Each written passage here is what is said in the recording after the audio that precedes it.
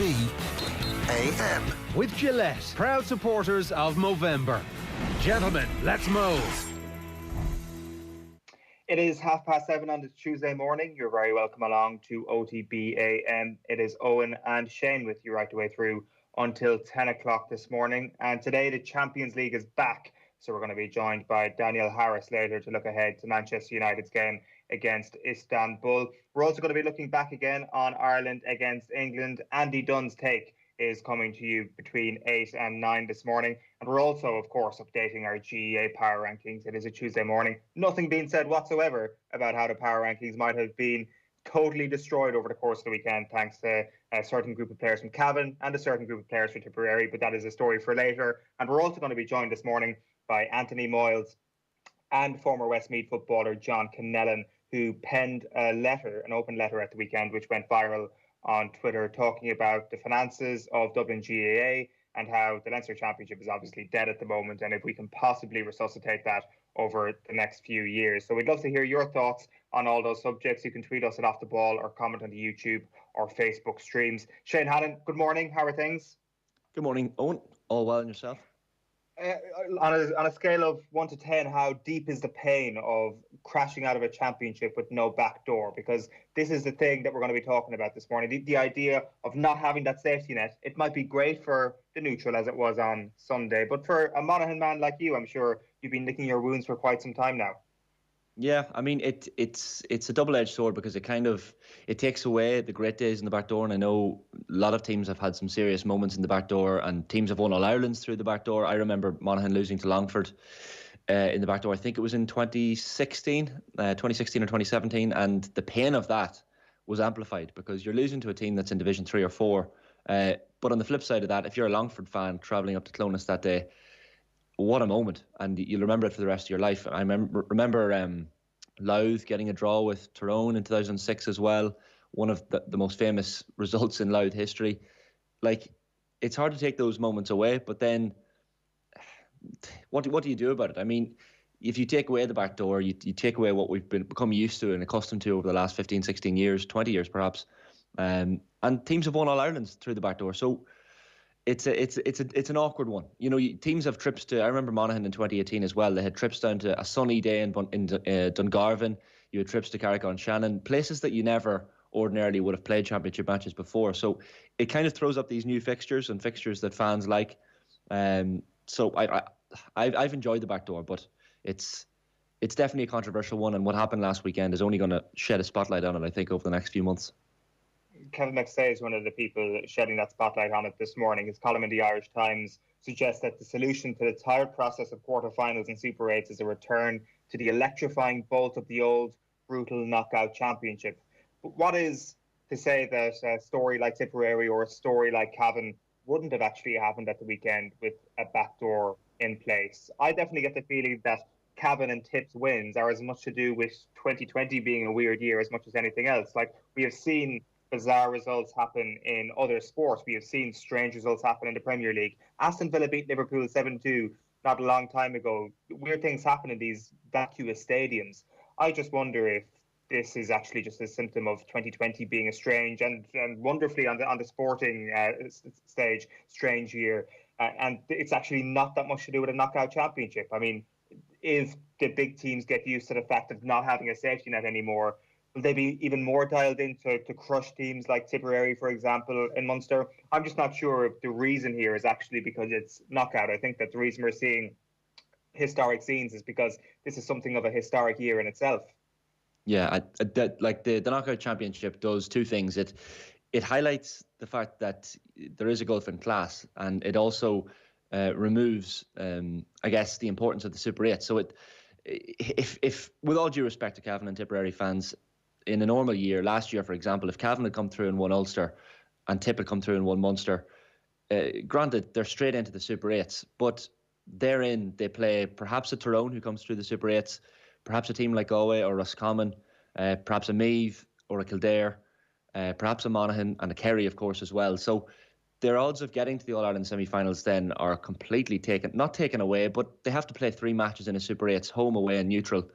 And the chances of getting to the Super 8, they automatically, regardless of being provincial champions, go into a Super 8s pool probably the least likely, or at least second least likely favourites to progress. So in some ways, I'm reading quotes from Turlough O'Brien, the former Carlow manager as well, and he is saying last weekend just highlights how the Super 8s kind of divides and takes away the chances for these smaller teams. Cavan and Tipp probably wouldn't be in an All-Ireland semi-final in a normal year, regardless of winning the provincial championship. So it's a strange one. Turlough O'Brien as well, just some interesting quotes from him, because he talks a lot of sense. He's describing Dublin as the Germany. It's like Germany in the EU. And getting the most money. And he says, look, in this era of fake news, disappointing and patronising to hear Dublin's success credited solely to volunteers, as though all other counties are bereft of, equally dedicated volunteers. And he's talking about scrapping any plans for tiers. Said it before, tiers will end in tiers. Knockout championship played currently with the league is the best idea for me. And, judging by the basis of last weekend, he points out, if you're talking about tiers, there's one team in tier 1 and everybody else almost is in tier 2. So it's a controversial one, and I think we wouldn't be talking about this only for how strange 2020 has been, and we've been forced to, and the GAA have been forced to address this issue and the issue of fixture congestion. But the Super 8s have been added in, the new hurling structures have been added in.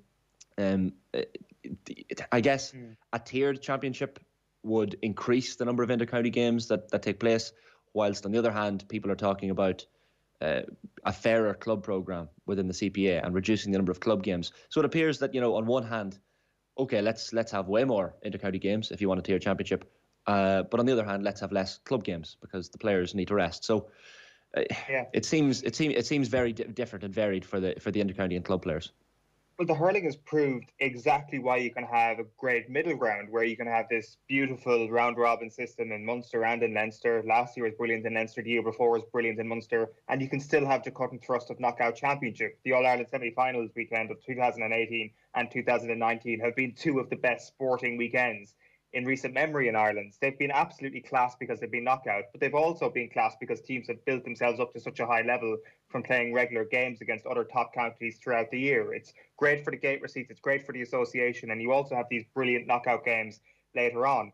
Like Joe made a point before we came on air that the only way Dublin actually crash out of an All-Ireland is a one and done game where they get caught cold and that's it.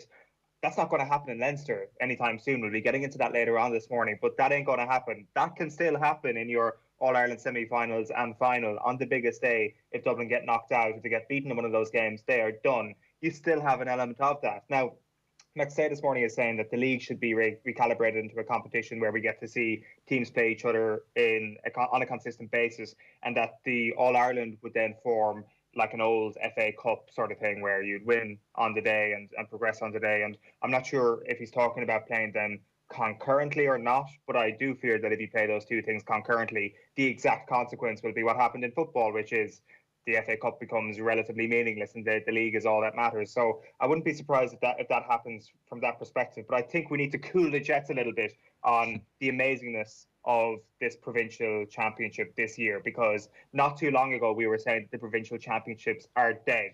I hate to break it to you, but there is a reason why Tipperary have gone 85 years without winning a Munster championship. They might go another while without winning one again. I could be wrong. They could upset the odds again very, very shortly. But I just fear that in a couple of years we will be having the same conversation we had last year, which is how do we get away from the provincial championships rather than the one that we're having now, which is how do we hold on to the provincial championships? This is a freak, is what I'm telling you. I just don't believe that this is actually going to be a sign of things to come. But there is that, Owen, as well. Yeah, okay, it is a freak, but freaks can turn into, two provincial championships in 4 or 5 years. They can turn into a mini era for a county as well. And there's always that hope that inter-county fans have of the so-called smaller teams, the so-called weaker counties. Cavan will play in Division 3 next season in the league.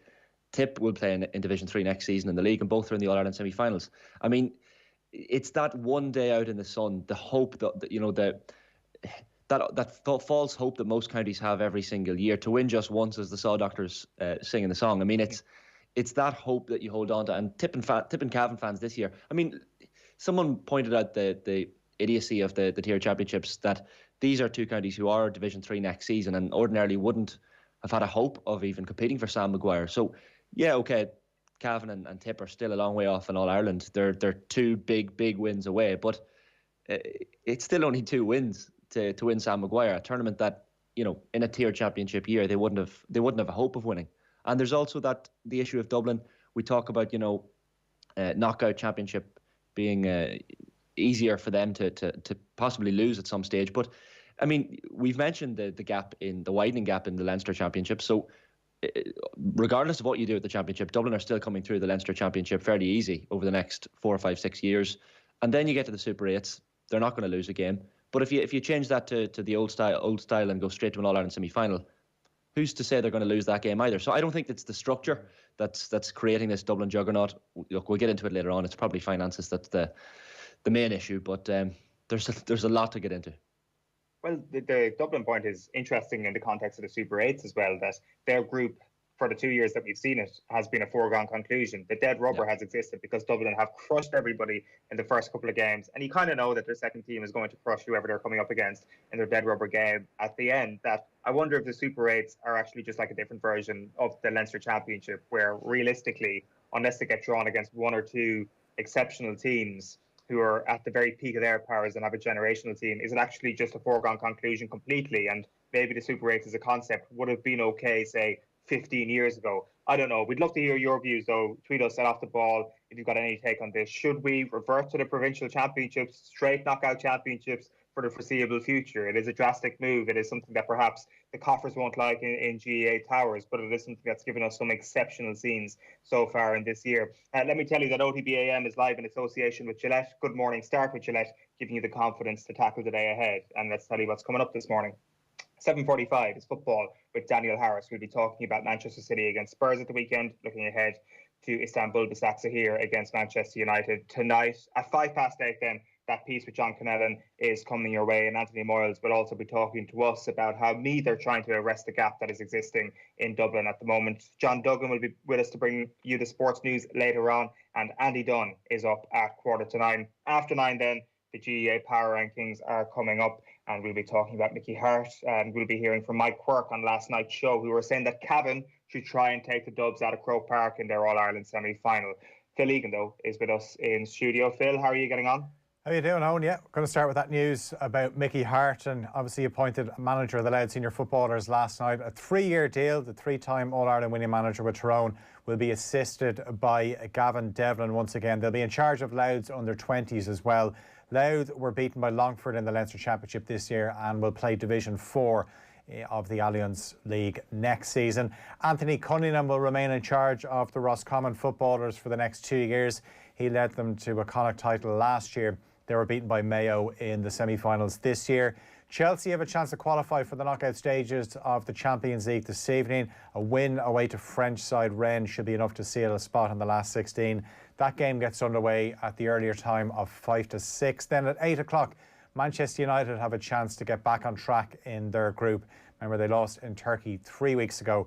They host Istanbul Başakşehir from 8 o'clock. Theo Walcott's first goal for Southampton in 15 years wasn't enough to move the Saints up to third place in the Premier League. They stay fifth after a 1-1 draw away to Wolves. Burnley are out of the bottom 3. They picked up their first league win of the season. Chris Wood scored an early goal to give Burnley a 1-0 win at home to Crystal Palace. Fans will be allowed to attend Premier League games when the coronavirus lockdown ends next week in England. Up to 4,000 fans will be allowed to attend outdoor events in certain areas of England, but the number will vary depending on where stadiums are located under the UK government's tier system. Munster made it 6 wins from 6 in the Guinness Pro 14 last night. A late try from Jean Klein secured a bonus point in a 27-13 win away to Glasgow. And last bit of news from me, Fergal O'Brien suffered a first round exit at the UK Championship last night. The Dubliner was beaten 6-1 by John Higgins.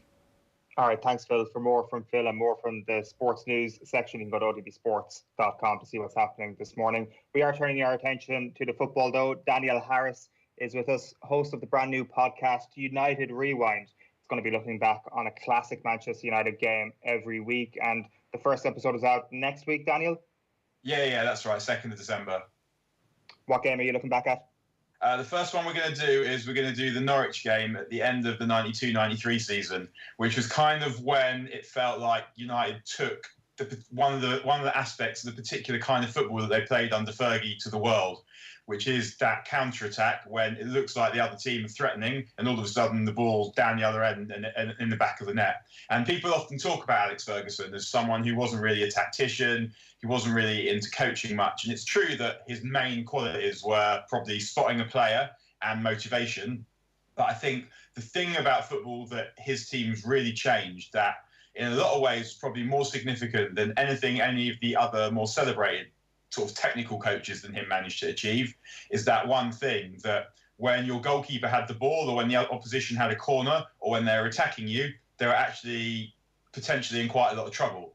And it's kind of like the speed at which they played. And there was one particular goal that they score where the ball just pinballs around the back four and the goalkeeper and then goes down the other end and is in the back of the net. And it's a bit, like doing a crossword on a roller coaster where you're kind of like, when you watch United over a period of years and they counter, you're trying to work out where the ball's going to go and where the passes are going to go. And sometimes quite difficult because there'll be three of them running and you're thinking what they're going to pick. And they pick a pass even then that you haven't seen. And I think that was probably the main sort of technical development that Fergie gave to the world. One of the things about Alex Ferguson that came into my mind this morning is the regeneration of multiple teams and creating multiple title-winning teams at Manchester United. This is the exact same challenge that Pep Guardiola now faces at Manchester City, and a lot of people have doubts of that, Daniel, whether or not Pep can do it. What's your take on it? Yeah, I mean, on the one hand, there's really not a lot of evidence to suggest that he can, in that he turned up at Barcelona and he had the greatest player ever, maybe, and the greatest midfield ever, probably.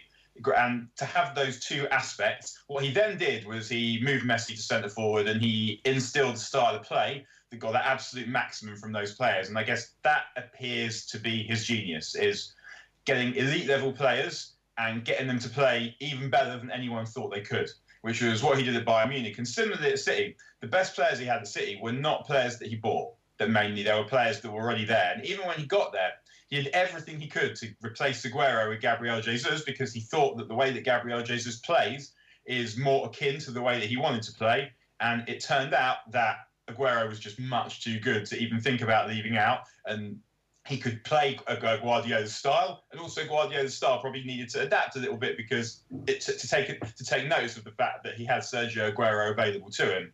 So there's no evidence to suggest that he can regenerate a team or that he can even build a team. And the other thing is that you could have all the money in the world and you still might fail to adequately replace Vincent Kompany, David Silva and Sergio Aguero because it's impossible.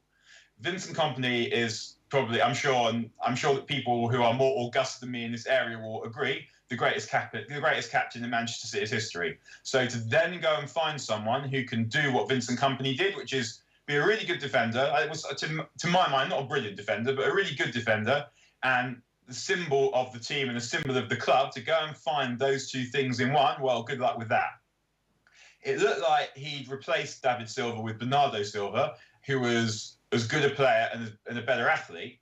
But over the last couple of seasons, for whatever reason, Bernardo is not as good as he was then or not as good as we thought he was. So he needs to find something from him in order to have adequately replaced David Silva. And he needs to replace Sergio Aguero, and who on earth knows how you do that? In the meantime, he spent an absolute fortune on a load of substandard defenders. And we don't quite know how good Ruben Diaz is yet. And I guess maybe Nathan Ake will be good enough, but it looks at least suspicious that he will be. And Aymeric Laporte is also, he's a good player, but he's not a Vincent Kompany level player. Never mind the Rio Ferdinand or Virgil van Dijk or Nemanja Vidic or Sol Campbell or John Terry level player. And those are the things you need to be good. And so that would be on the one side, on the one hand. On the other hand, Guardiola has already some really good players. He already has a good team. He already has the coaching brilliance to elevate players, and he has a lot of money. So those are a lot of the things that you would look for when you wanted to go and build a team. So it's difficult, and it's also difficult because what he's also got is he's already got Liverpool, who have a better manager and a better coach, and are there. They're right there already. So there's another team that are already succeeding that probably have another year in them left after this one of playing really well. So it's a difficult challenge, and I think that he will make City better than they are now, but whether he will make them as good as the team that he had 2 years ago, that is doubtful, I think, but you can see both sides. Does that involve, Daniel, taking players who are very good and making them better rather than actually maximising the potential of world-class players? Is this, I guess, a challenge you can make of Pep Guardiola in recent times, that perhaps he hasn't truly improved the player? He might have changed them a little bit, but he hasn't got them to a level well above their supposed level. The best teams, not always, but generally, the best teams have a mix. They have a mix of usually 1 or 2 homegrown players. Or this was certainly the case of the best Fergie teams, but also Liverpool. They have a mix of homegrown players, really clever purchases, and some just, I'm going to go and get who I think the best player in the world is at this, and just really expensive buys. So you have to be able to do all of those things, and none of them are easy. I mean, there's a point at which just buying the best player for a position, especially in attack, is usually a pretty good way of making it work. But finding cheap-ish players who turn out to be way better than everyone thought they were, whether it's Dennis Irwin or Steve Bruce or Andy Robertson or Mohamed Salah, that is really hard. And City do also have some young players coming through. They have Liam Delap, who I've not seen very much of, but is meant to be excellent. But Guardiola has struggled to get those kind of players through at City. So he's got Foden, who looks to me will go on to be one of the best players of the generation. And that will make a very, very big difference once he starts regularly playing Foden and Foden starts hitting his level on a regular. But the rest of it is difficult. And in particular with Guardiola, I think it will always be the defence, because he's never really had a good one. He's had teams that defend well because we count as defending well, pressing from the front, counter-pressing, and stopping the opposition from having the ball. But when it's come to it with his teams, with Bayern and City in Europe, eventually the defending's been found out. And it didn't happen with Barcelona because they were just too good at keeping the ball away and too good at having Lionel Messi. But he might get Messi at City. He may well get Messi at City, but it's not going to be the Messi that he had at Barcelona. And eventually, if we're talking about building a good team, then building one for the Premier League is one thing. But if we're talking about winning Champions Leagues, then he's going to need to build a good defence. And there's no particular evidence that is something he can do, and quite a lot of evidence that it's something he can't do. And so it's complicated. It's difficult. And perhaps what he needs is maybe he needs a different coach. Who knows? So Alex Ferguson, when he got to the end of his career, and he was starting to realise that he only had one Champions League, and in order for his legacy, he needed to do something about that and win at least one more. He got a little bit more defensive, but in order to get that little bit more defensive and that little bit more cautious, he went and got Carlos Queiroz, who drilled the defending in a way that he wasn't able to do.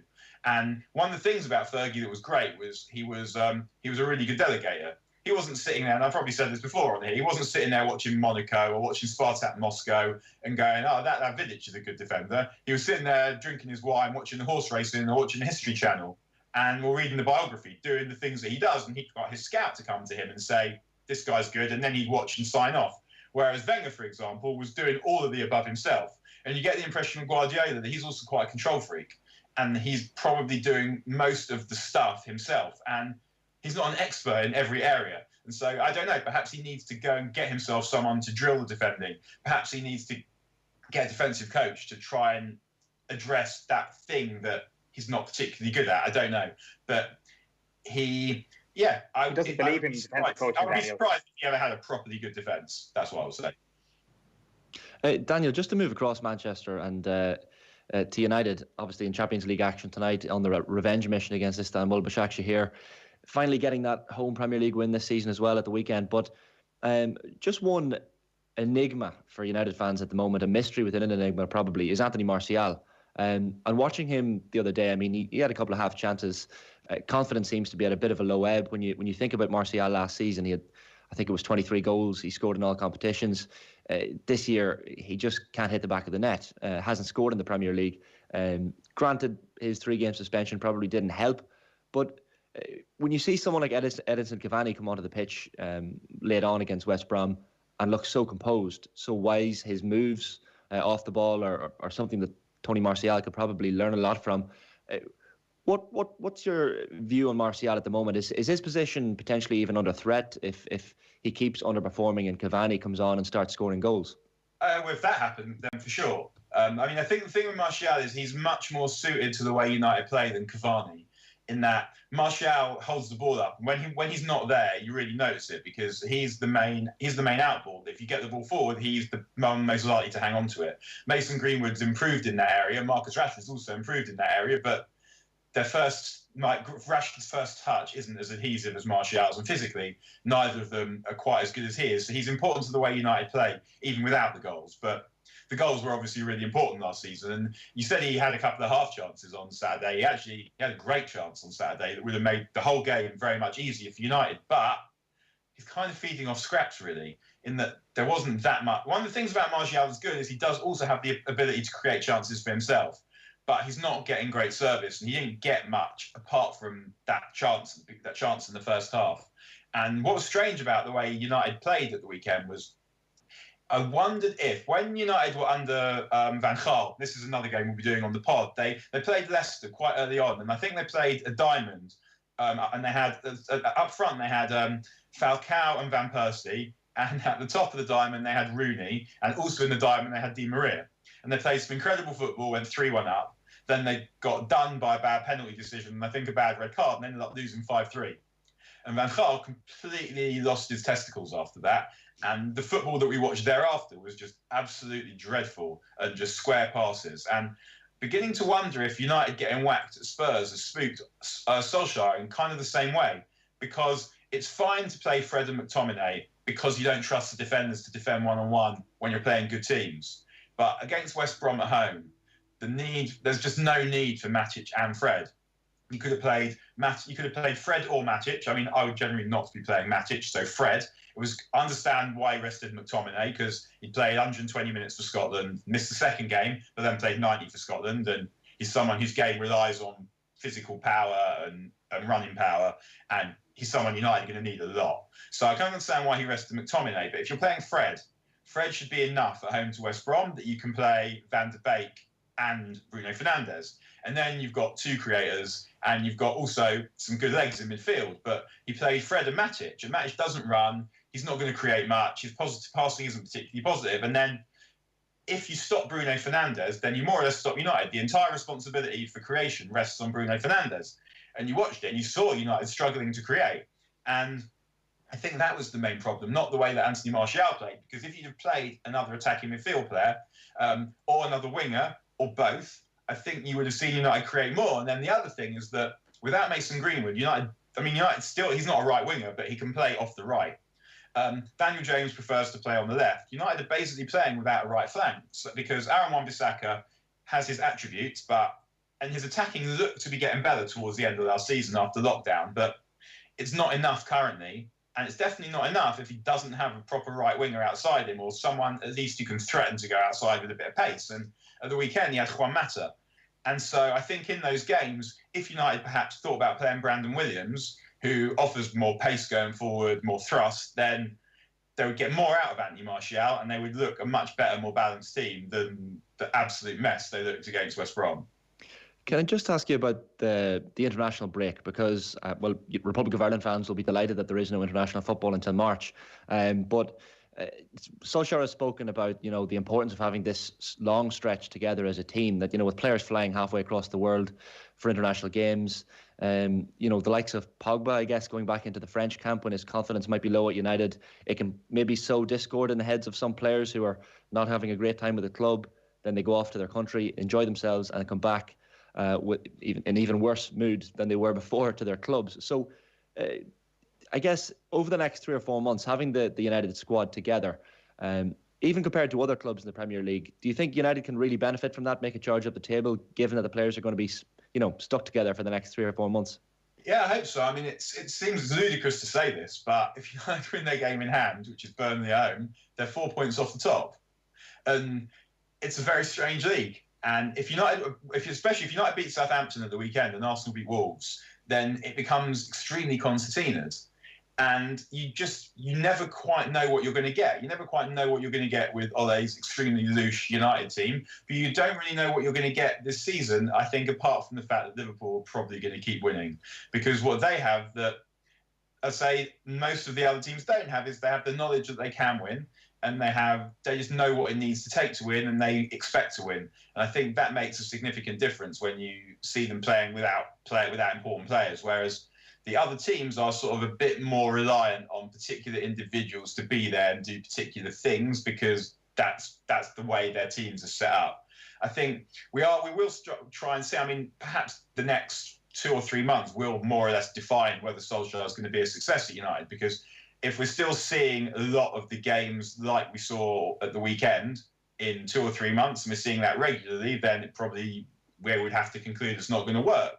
But we've also seen a couple of really great performances from United this season. Like their top level is a decent level, and if we can start to see that bit more often, then yeah, like we will see a much better team. And Alex Tellez has obviously only just come back from Corona, and what he does is he offers an attacking threat from fullback, which is something that United have really missed, because if you're going to have 2 defensive midfield players, then you need the fullbacks to give you something going forward. I mean, it's quite handy to have anyway, especially also if your wide attackers are playing on the wrong side, so they're not going to keep the width particularly. So they'll definitely be hoping that Alex Tellez will do something. And to go back to your point about Cavani, Alex Tellez is definitely going to give you something a bit more with Cavani, because he's more inclined to attack the front post than Martial. And with Tellez, the ball is going to be coming there with some quality. So that should hopefully improve things slightly. But I think the main thing that would improve United is slightly more adventurous team selections. That if you're going to play 2 holding midfield players in the big games, and that is understandable, but they definitely need to then find the solution for the right wing, because Mata definitely isn't it. And I think they need to try and find a way of getting Van der Beek into the team, because he offers the running power that they didn't have at the weekend, the desire to run beyond the strikers and goal threat. And United, just having scored really freely towards the end of last season, they're struggling to score this season. Just very briefly before we wrap, Daniel, why have things gone so right for Jose Mourinho so far this season at Tottenham, and how sustainable is it? I think there are 2 main reasons why it's worked for Jose Mourinho, and Harry Kane and Heung-min Son. Like, he's got 2 brilliant strikers who are at absolute tops of their games and the tops of their forms. And if you've got that, then you've got a chance in any game. And I think the reinvention of Harry Kane has made a huge difference, because he's Spurs ones if they lacked a midfield playmaker, but at the moment he is it, and he's also scoring goals. So at that point, that's Mourinho, because what Mourinho can do is then he can organise a low block. If there's one thing he can do, it is that. And the counter-attacking, he's famous for not really drilling much in the way of attacking movements and relying on high-quality players to get on with it and produce these moments that you can't coordinate. And because you can't coordinate them, then you definitely can't defend against them. If they don't know what they're going to do, then the opposition definitely don't know what they're going to do. And that's what he's got currently. He's got a rear guard that is working, and he's got a team that are absolutely devastating on the counter or when you give them space. And that is enough. And so I would say it feels a lot like Kane and Son have sort of rejuvenated Jose Mourinho. And people used to say that Jose Mourinho's football was outdated, and I always felt like that was rubbish. That his Chelsea team, if you put his first Chelsea team in the current Premier League, they would be very near the top, probably at the top.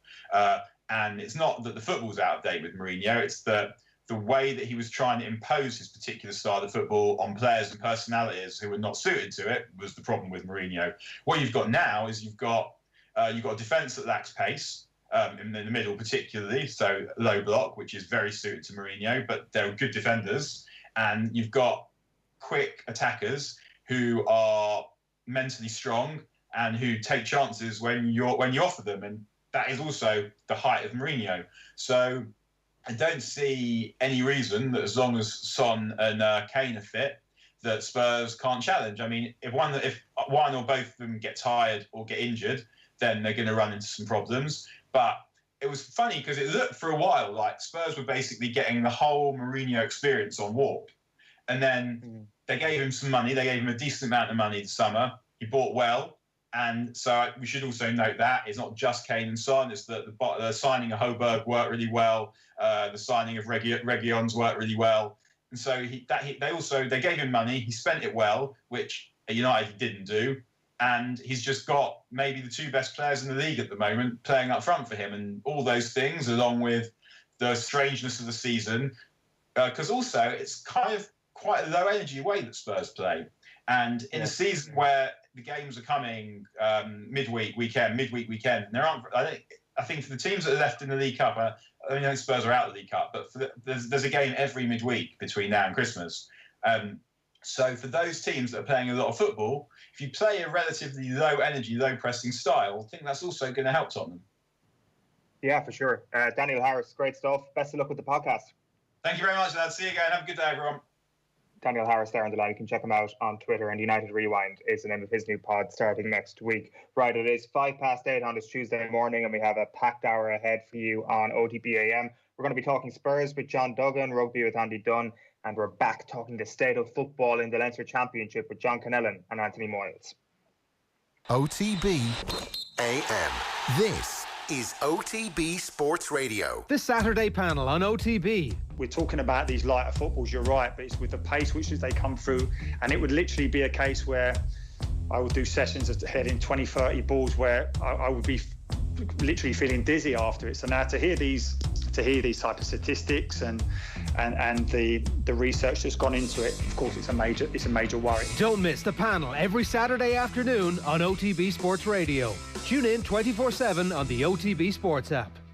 Obviously, no county team wants to lose the top players, but for the individual, what an amazing thing. Do you think that Ireland will still be looked at as a hunting ground or a watering hole for future AFL? I know that the ladies is only growing, the men's as well. Do you still think there's confidence in Ireland for future players? The main criticism I got, Bernard, was not taking more dubs, actually, the past 5 or 6 years. It would have been a different story. I would have been an icon. I would have put a statue of me along the stall if I'd taken a few more dubs out. But look, it's going to happen because, like I said to you, the more Mark O'Connor's can do it, and we can do it. And the proof is there that we can do it. Now, the numbers are stacked against you. We talk about a game that's big on numbers, but there is players that are doing it and having big influences in clubs, and certainly the female avenue. And I don't know whether it's because the female game is not as professional for as long as the AFL men's game. I'm not sure. What's the major difference in the two, that the females seem to be adapting to the transition quicker than the male counterparts in AFL transition, and we're seeing that with the girls being very successful coming out here straight away and playing within a few months.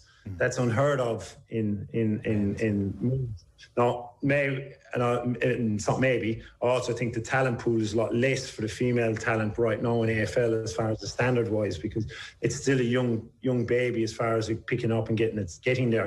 It's going to be a beast because the following this is going through the roof. The AFL membership is enormous. The following it has is huge, but it certainly is going to continue, and even in this current environment, with COVID and whatnot, clubs are still going to go and try and find a way to be, to get an edge, because that's what professional high performance teams do. They try and get an edge wherever they can, whether that's getting an Irish player, whether it's getting a player that plays basketball in the United States, whether it's, whatever it is, cutting edge technology or cutting edge sports science. That's what high performance teams do, and AFL is no different than any other professional sport. They're going to do that, and it is. Look, I was absolute joy to be able to offer to young people. It never really bothered me that people say, "Oh, you're taking talent from Ireland." We're losing talent to other codes anyway, and you know what? I'm glad someone gave me the opportunity to do it, and I'm not going to stop trying to give young people an opportunity. It was my mindset to try and give young men in Ireland, the Gaelic footballers, certainly the opportunity to be professional footballers, albeit if the game was professional on, I wouldn't have left for sure, that's part of, that's another argument, isn't it, Yeah. Bet smart this season with stat betting on the Boyle Sports app. For the first time ever, bet on shots, shots on target, tackles, passes, assists and more, all powered by Opta. Why not check out the hottest action on the biggest game of the week right now on the Boyle Sports app. Boyle Sports. This is betting. Need help? Contact gamblingcare.ie. 18+. OTB AM. With Gillette, proud supporters of Movember. Gentlemen, let's move. You're welcome back. It is 8:10, and you'll have seen a clip from episode 1 of the Bernard Brogan podcast there with Ty Connellan. Episode 2 is going to be released across OTB Sports on Wednesday, and we're also going to have a 6-time All-Ireland winner joining the show in the coming weeks. It is brought to you with thanks to Super Value. Support where you're from. Right, it is time for the sports pages. OTB AM.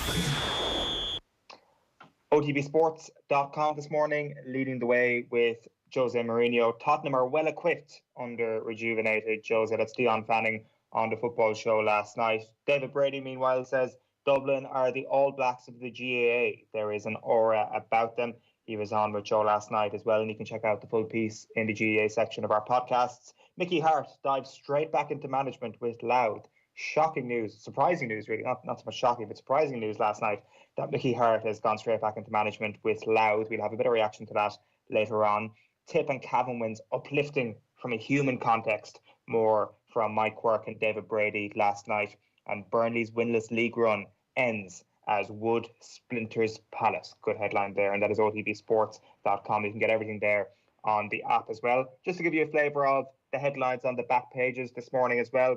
The Irish Examiner is continuing in the afterglow of a brilliant weekend of football. Final Four, Chase the Dream is their lead in the sports section this morning. That Kevin McStay article that we mentioned already leads the way in the Irish Times. Maybe a knockout All-Ireland is a long-term solution, he asks, and more capital punishment causing problems for Leinster Council. That is another story on the front of the Irish Times sports pages, and we'll get to that in just a moment as well. The Irish Mirror says Sky Noon for Klopp. Liverpool boss in showdown with TV companies as Klopp now face 8 games in 28 days. Jurgen Klopp not happy with the television companies. He thinks they wield a little bit too much influence, and he thinks that they are to blame for why teams play, for example, a Champions League game on a Wednesday and then are brought back out to play at 12:30 on a Saturday. More BT's fault than Sky's fault, considering they have the 12:30 game. The Star, meanwhile, is Hart's wee surprise that it's Mickey Harte taking over at Louth. We've got the Irish Sun, who go with the headline Jurgen Strop, and the Irish Daily Mail then go with dead serious. Dubs' power has left All-Ireland on brink. That is a quote from John Connellan, and we'll get to him in just a moment. The Irish Independent then goes with Mickey Graham, who says, take the Dubs out of Croker. Graham feels crowd absence doesn't make it necessary to play semi-finals at GAA headquarters.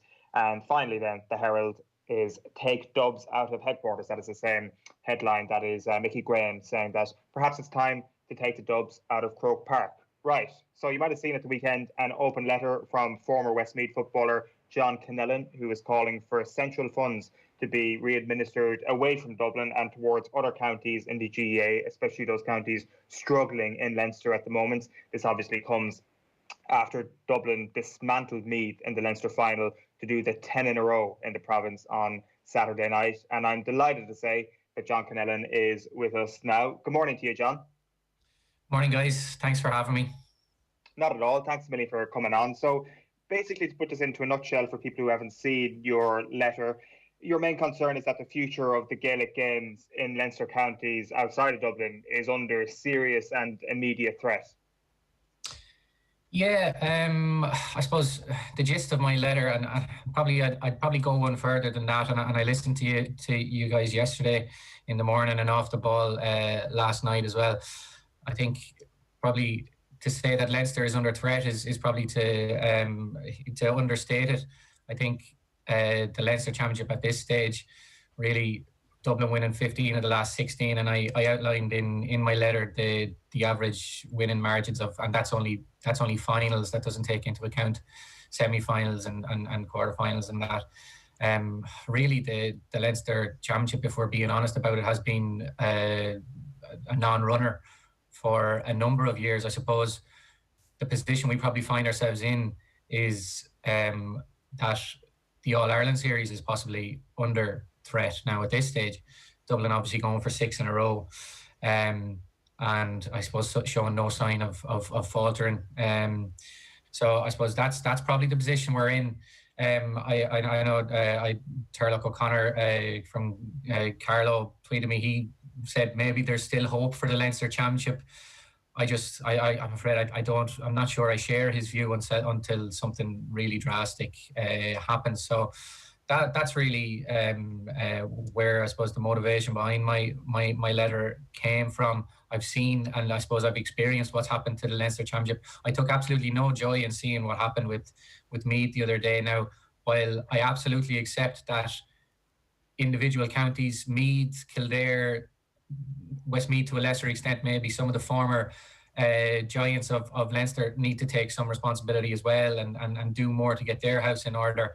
I think the way the funding structures have been set up and Dublin maximising their commercial and sponsorship potential has led to a position where Dublin are entirely self-sustainable now, and really the GAA need to sit down and say, right, where can we redistribute these funds to help promote games in the smaller counties in Leinster and beyond. So is your suggestion to take coaching and games development funding from Dublin and redistribute that between Leinster counties? Is it redistributed between the country as a whole, or what would you propose? Well, look, I mean, I deliberately in my letter kind of stood away, or I suppose stayed away from, I suppose, making suggestions as to how to fix the problem. I think really the more immediate problem is that we need to take some action. Like county boards need to take some action and step up, and clubs as well. You know, clubs need to be bringing motions to their floor to get to county board level, to hopefully get to Congress to make changes. Like, I suppose I obviously have my own views on what could be done. I mean, obviously with the games development funding, which is where we see the massive gap in the allocation of funding across the country between counties. Dublin are light years ahead of everybody else in terms of what they get, and I know the arguments will be made about population and young kids and the amount of young kids in schools in Dublin, and you know they're entitled to funding, but a situation that we've seen develop now in Dublin is where they receive a completely disproportionate amount of games development funding, which is to go towards coaches who can promote the games, go into schools, etc. Now, what we're seeing is, I take for instance, Kilmacud Crokes have on their website have a membership of 4,800 people, 800 members. Now, the cheapest membership in Kilmacud is €160. That's for a student. Now, the most expensive membership that they have in Kilmacud is €650 for a family membership. Now, if we just take the cheapest membership in Kilmacud with 4,800 members, that's an annual income of €768,000. Now, a club like my own in Athlone could only dream of taking in €768,000, and we're being generous to Kilmacud there. That's the lowest that they possibly could be making from membership. Now, what we're beginning to see is that clubs like Kilmacud and other clubs, I know of definitely of at least 2 or 3 other clubs in Dublin where they are now able to go out into the coaching workforce and employ full-time coaches off their own bat without any centrally allocated GAA resources and putting it down as expenses and that kind of thing. So I know of one club that has one full-time coaching directing officer, which is partly funded by the GAA, and they then have 2 masters qualified strength and conditioning, sports nutrition and sports science graduates who are employed on a full-time basis, completely off the bat of the club themselves, without the need for the GAA resources. So my argument is that, look, the GAA have done a fantastic job in promoting games. Like, we can see Dublin are just a behemoth now, and they're like, who doesn't love watching Connellan in full flight? I absolutely love watching the Dubs, but the tap can now be turned off. Clubs in Dublin are self-sustainable. The county board is self-sustainable, and outside of the capital, a lot of us are really struggling. And I mean, again, as I said, we need to take responsibility for that. There possibly has been money spent in county boards across the country, not on where it should be spent, which is in coaching and games development. but we need assistance from the GAA, and we need more funding, and we need more assistance in administering how our funds are spent and that we're spending them in the right way. Because the challenge that somebody within Dublin GAA might make in this case is that the money is being spent on actually attracting new players to the game. As you say, that third development officer for that club you named there could be key in bringing new families into the GAA or attracting new people to the game who might otherwise go and play different games. But do you think that ship has sailed a long time ago on that point, and that in terms of actually promoting GAA within Dublin, it's time for the GAA to start promoting within the rest of Leinster? And even within Dublin, I guess the point you're making there is that if you want to go out and promote the games, if you want to try and attract new people to the GAA, you can still employ people to do that with their self-sufficient model. Yeah, absolutely. Look, I mean, the ethos of the GAA is participation. I'm not getting. It's not about building dynasties or Westmeath getting to a Leinster final and look. I know it's about participation. It's also about amateurism. Now, what we're seeing, as I said, is clubs now in Dublin. Like, I mean, I've taken Kilmacud as an example because they're just a model to behold. 4,800 members, and at a minimum they're taking in €768,000 in membership alone. Now they're still getting centrally allocated funds to employ GPOs, games promotion officers, and games development officers. Okay, now they have cash reserves sitting in the bank. I've spoke to someone yesterday, which could be upwards of €1 million. Like we're down. I just know from my own experience in Athlone GAA. I sit on the executive there. I mean, we're trying to pay the bills.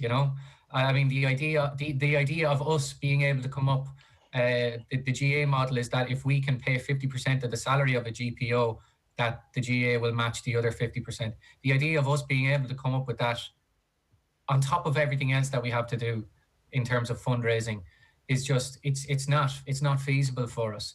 A one size fits all model for Dublin clubs and regional clubs, it just can't work. And obviously I'm talking about clubs here, but obviously this is where it has to start, is the development of young kids in the clubs. And obviously they can go on then to be the county stars or whatever, but like this is really where we've fallen behind and I suppose being cut adrift is the lack of investment. Now, there has been money that has come from Croke Park, which arguably hasn't been spent by county boards in the way it should have been, and we have to hold our hands up.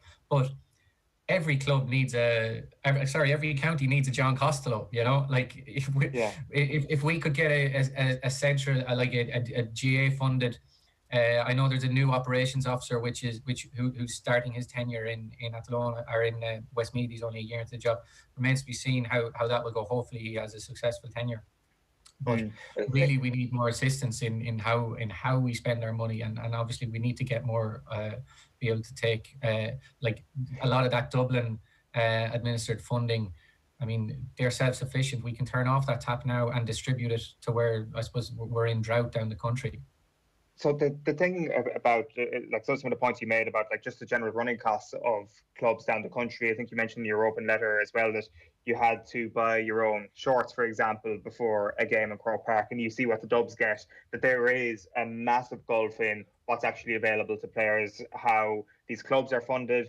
But would the games development funding actually remedy that at all? Would the games development funding not go into actually promoting the game in schools, for example, down the country? How would the siphoning off of extra funds from Dublin towards the country actually affect those sort of things, like overheads for clubs or paying for your gear, for example? Yeah. Well, I think the point, and I suppose it attracted a lot of attention, which really, maybe I could have left it out because, it's the point I was trying to make about the shorts really was that a massive expense incurred by clubs, and I think Kevin McStay touched on it as well when he there was an article I read that when he stepped away from the Roscommon job, a massive expense for clubs is kitting out their teams. I know up through the years with playing with Westmeath, we'd have started the minor championship, under 21 championship, under 16s. and we wouldn't have gotten, you know, like a tracksuit yet or anything like that. You'd just be hoping you might get a tracksuit. And I suppose the point that I was trying to make was that Dublin actually will receive offers, substantial commercial offers from various manufacturers offering, seeking that lucrative kit supplier contract, while the rest of us have to pay for the privilege. Now, the other point then where that feeds into then as well is the other massive expense for county boards is players and management teams' expenses. And we all know Dublin don't have to incur that to the same extent. So it's funny, you know, like I obviously didn't expect my open letter to get the reaction on Twitter. My intention firstly was I'm going to put this out there. I'm going to send it out to a few of the regional newspapers and see if we can get like a bit of traction, maybe prompt clubs and county boards into taking a little bit of action or bringing motions to Congress and that kind of thing. I didn't expect it to get the reaction that it got on Twitter, but it obviously resonated with a lot of people. But you know, it's just I've gone down the rabbit hole now, like over the last 24 hours, certainly with all of the responses that I've gotten. And it's every little one you go down, there's just a small little competitive advantage that goes in Dublin's favour. I know Anthony Moyles is standing by as well, and I just want to bring Anthony in.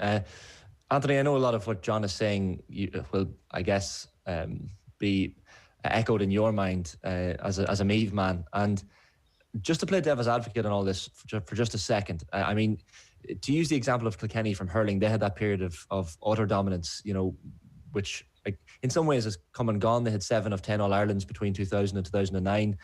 Similarly, Dublin over the last 10 years, 2010 to 2019, won 7 All-Irelands. So, but then you look now and you see the hurling championship has the likes of Wexford, Clare, Limerick, Galway, Waterford, Tipp, all who, you know, can harbour realistic expectations of lifting Liam McCarthy at the end of the year. So, you know, in some people's perspective, this could be an era, but I guess how do we make sure this is not just this is just an era from Dublin's perspective, that perhaps in the next 3 or 4 years, the other counties can come back and compete again, like has happened in hurling?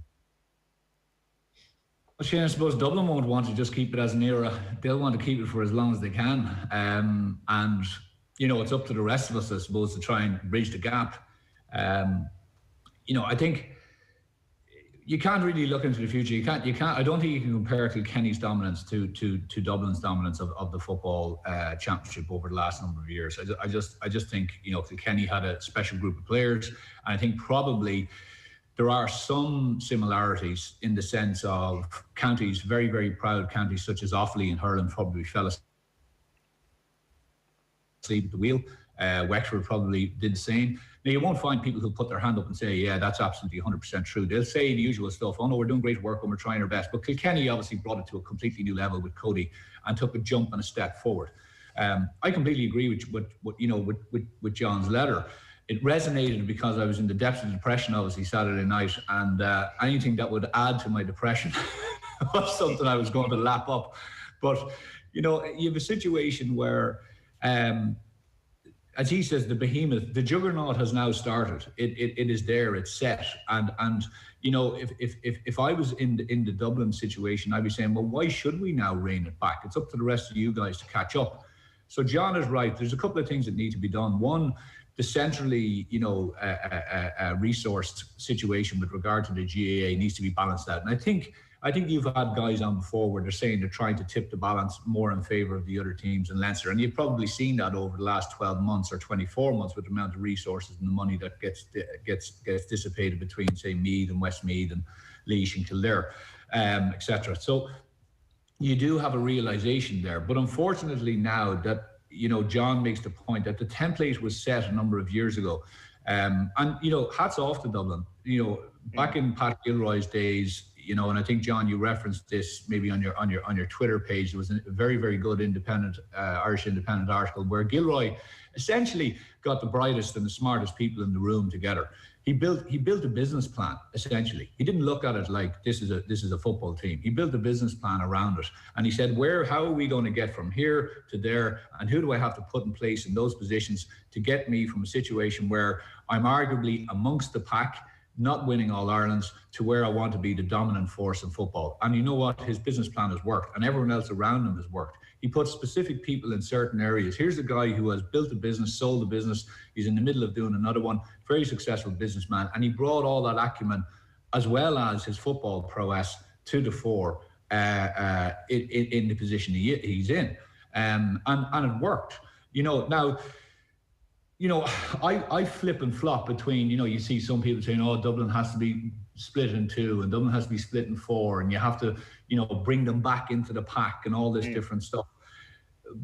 You know, the competitive side of me says, no, there has to be another way. There has to be a way that everyone else can up their game. Yes, I agree with the funding. Yes, I agree that, you know, certain things have to be, as I said, enhanced to other counties. But at the same time, Dublin are so strong now, and they're such a commercial, viable entity, that if I was a Vodafone or an AIG or someone else, who would I want to sponsor? I'd want to sponsor the team that's going to get the most exposure. So, you know, if I was being told at a board level that the money that I'm putting into the GAA has to be sent down to wherever, all different parts of the country, I might be kind of saying, well, you know what, maybe I have better things to be doing than spending my money on this.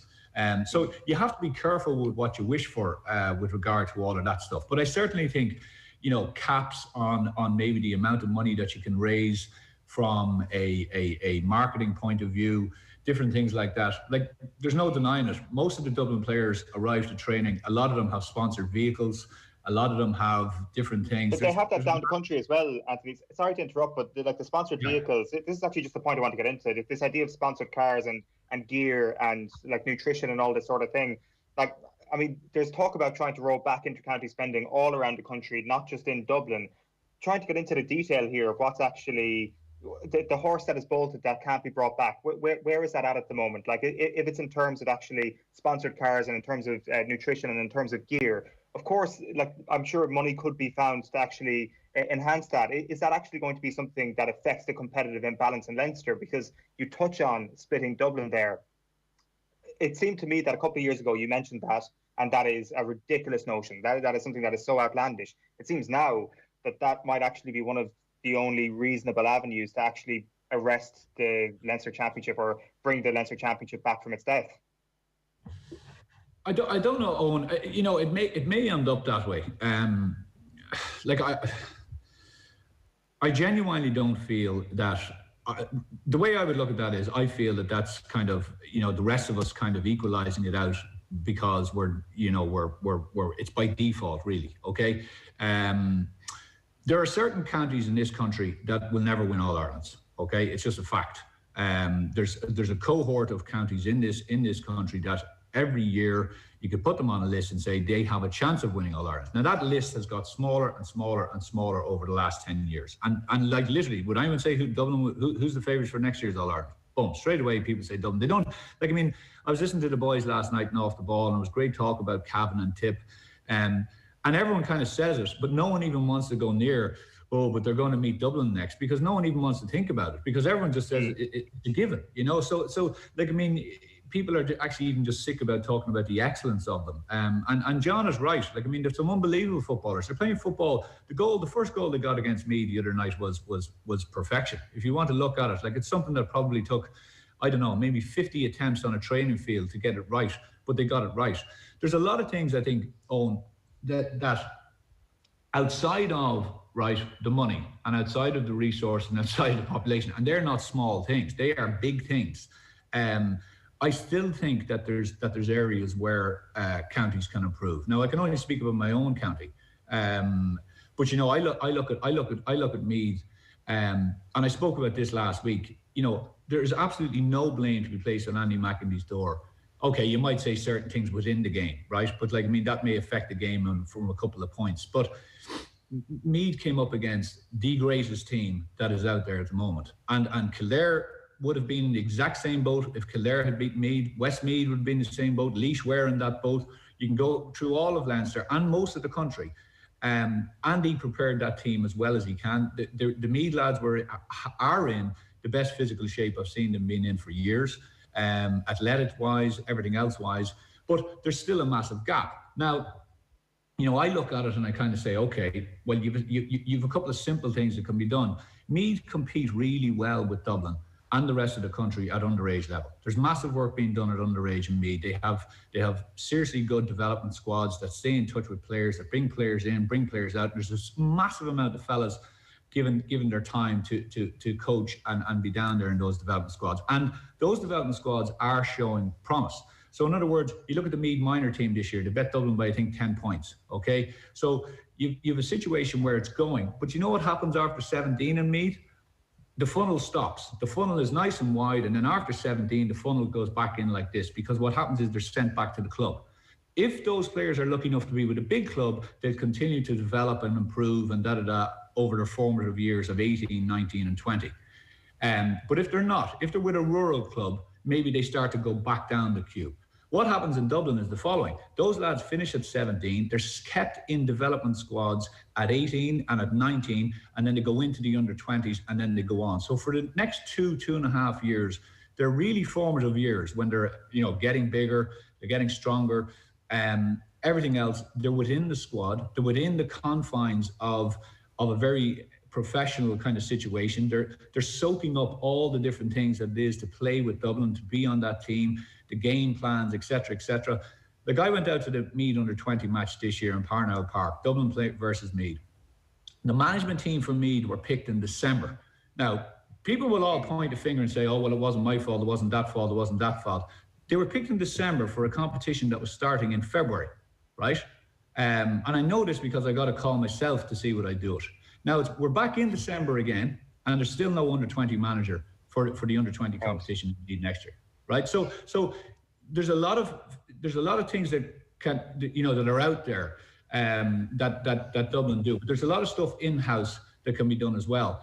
You know, you take the situation with a lot of the best players, and John will be testament to this. A lot of the best players that come through some of the counties like Meath, Kildare, Westmeath, they're whipped away to Australia. You know, like, I mean, we've seen Keane McBride over the years. We saw young Nash gone from Simonstown, lads who would make a serious impact on the Meath football team, but the Australian carrot is dangling in front of them and they're gone. Now, Dublin have a guidance counsellor, a guy who would actually sit down with the people and would say, listen, meet the parents and say, listen, what's your son interested in? Is he interested in teaching? Is he interested in whatever else? Blah, blah, blah. We'll try to guide you down. And essentially, they do their best to keep the player. Like, I mean, do you think Australia came after Brian Fenton in the last 6 or 7, 8 years? Absolutely. But there wasn't even a word of it. There wasn't a whisper of it in the media to say that he ever even thought about it.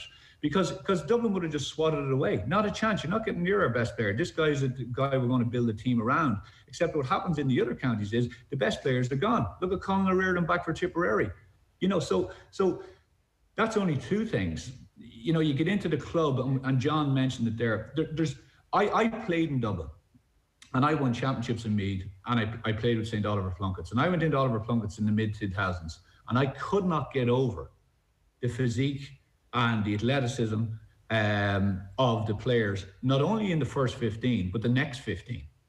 You know, like I was going in and I was embarrassed. I was at the peak of my powers playing in Meath, and I remember we did a fitness test one day, and there was lads who were, you know, back 22, 23 in the panel, able to do stuff faster or longer than I was able to do. And I was kind of thinking to myself, this is banana stuff. You know, like, I mean, we were still happy in Meath to have a couple of lads overweight playing corner forward or corner back or whatever it was. And I'm back out in Meath the last 5 or 6 years. And I still see a situation where there's lots of clubs, and I heard Mike Quirk talking about it last night. They'll talk a good game, but the ambition in the club, like, is the ambition really to develop the best players in each club that can go and take on the likes of Dublin? And I really don't think, you can say it, talk is cheap, but where is the coherent plan? Where is the plan that has been put in place to bring Meath? Because, by the way, in Meath, Westmeath and everything else, this is a 10-year plan. This isn't going to happen in the next 2 or 3 years. It's going to happen in 5 or 10 years. And to go back to the Kilkenny aspect, that's, I'd say, what was put in place by Wexford, and that's what has to be put in place now by the rest of us. Just to challenge your point on the Meath underage teams there, Anthony, a lot of the debate has been about taking games development money away from Dublin and putting it into other counties.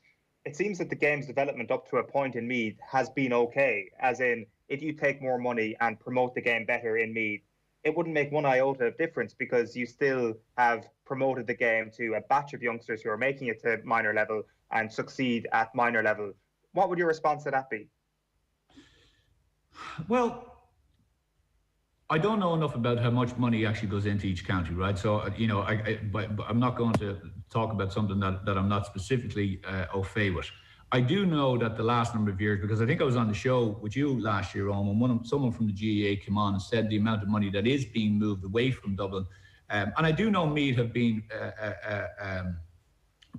they've been the recipients of a large amount of funding relative to other counties over the last number of years. So it is helping. There's more GPOs, there's more Gaelic officers, as John was saying, there's more coaches in clubs, there's different stuff like that. So it is starting.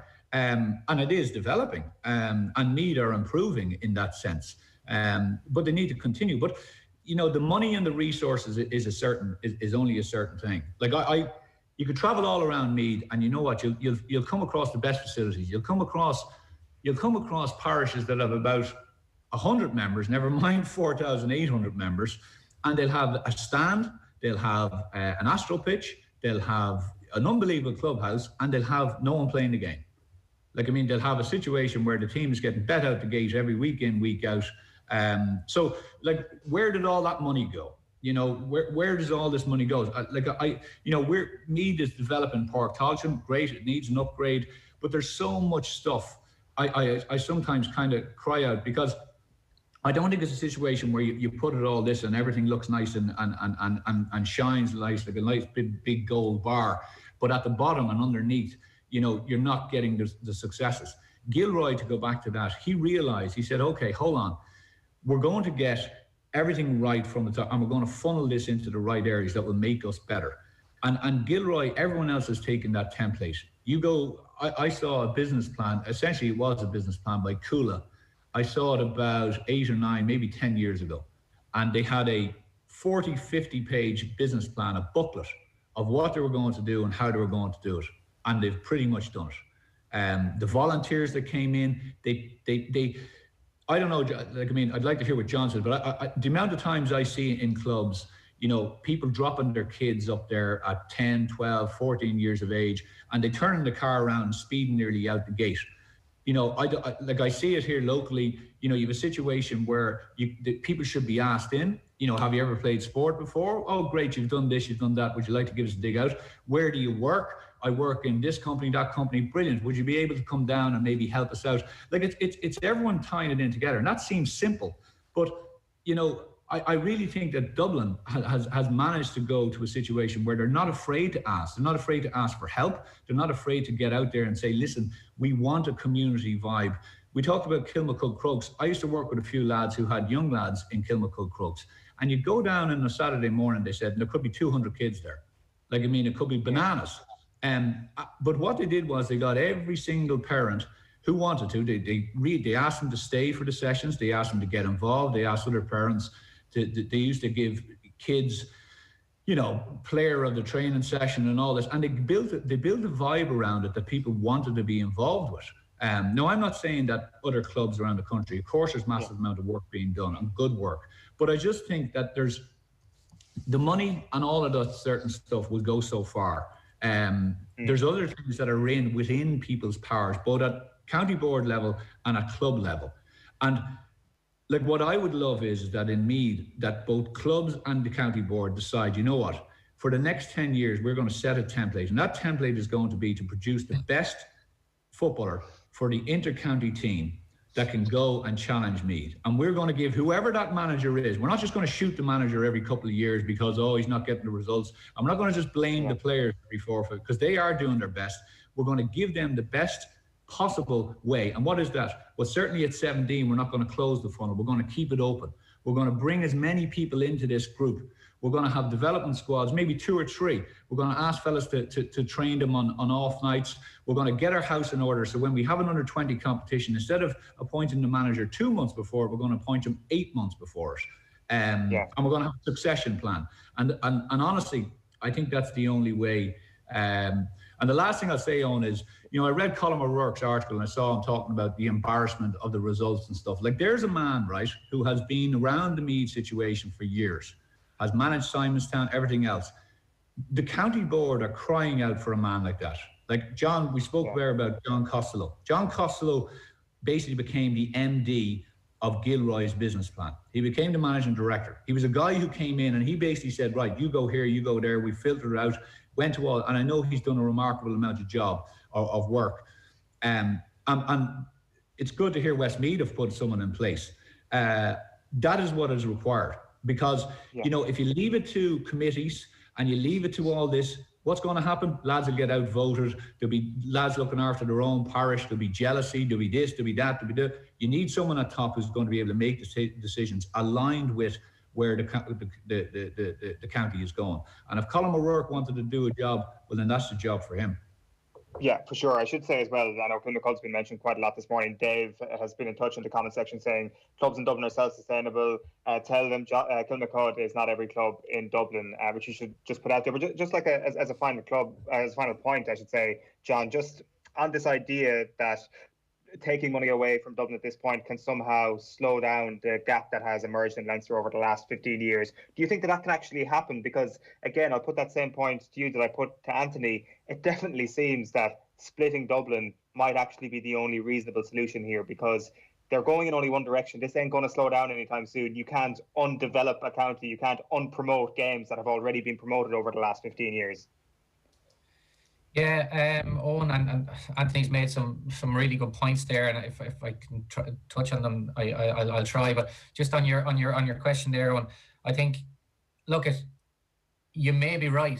You may be right. Dublin may need to be split, but I think we're slightly putting the cart before the horse here, because, I mean, to go and to say, right, we need to split Dublin into three or four, which might be the only solution 10 years down the line, before we develop the other counties, before we give the other counties a chance to even try and bridge the gap. I think that's just slightly putting the cart before the horse. Now, ultimately, that might be what needs to happen, but I don't think, certainly, we would need to get a agreement from, I think, a large cohort of the Dublin clubs to agree to do that, which I don't think is going to happen. But before we do that, we need to develop the counties outside of Leinster. And just a couple of points that Anthony made with there, which he mentioned Kilmacud may have had 200 people down, 200 kids down on a Sunday morning. I just had a tweet sent to me yesterday where Ranelagh Gaels, who are a brand new club, I don't think they're 10 years in existence, had 248 young kids at their nursery at the weekend. Now they're not Kilmacud by any stretch of the imagination. The other really important point that Anthony made is in respect of Australia, and that's all about the incentive for young players to stick around, to stick around with Westmeath, to stick around with Meath, to stick around with Louth, Kieran Byrne and Conor Nash, Ray Connellan, Conor Glass. The incentive is just not there at the moment, So, like, the one point that I would like to get across, right, and this is the whole thrust of my letter. In 2003, Dublin GAA was in crisis.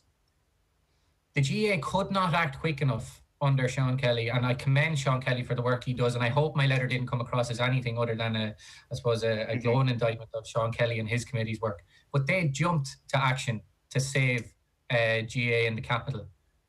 What we're asking for now is the same urgency in respect of saving football in the other counties, more immediately in Leinster, but further afield as well. And I know the GPA, I've probably been a bit critical of the GPA, and I know that they passed a motion at their more recent AGM to address competitive balance in our games. But, like, what I'd be asking the GPA is to really show some leadership here. I mean, they've agreed to establish a committee to look into this. I want the GPA to adopt a position. Tell us what your view is on this. Tell us, John. Let's not send it to an independent committee to form a view and to make recommendations 6 months down the line, a year down the line. We're at a position now where teams are going to start training for the Leinster Championship next year. Are we going to send the Westmeath players out for another cakewalk against Dublin? It's just not fair, and action needs to be taken straight away. John, sorry to cut that answer short. We are completely out of time. It's been a brilliant chat and something that is definitely going to be revisited over the next little while. Just to leave you with one tweet here from John Fogarty this morning. 435 points, the aggregate difference between Dublin and their Leinster opponents in the 30 games from 2011 to 2020. The competition has been dead for quite some time now, I think, and hopefully you might have heard something today that might actually give you a little bit of hope that it can be resuscitated over the next little while. John Connellan, Anthony Moyles, it's been great listening to you and great chatting to you. Thanks a million for taking the call this morning. Thanks, Eoin. Thanks, Shane. Thanks, Anthony.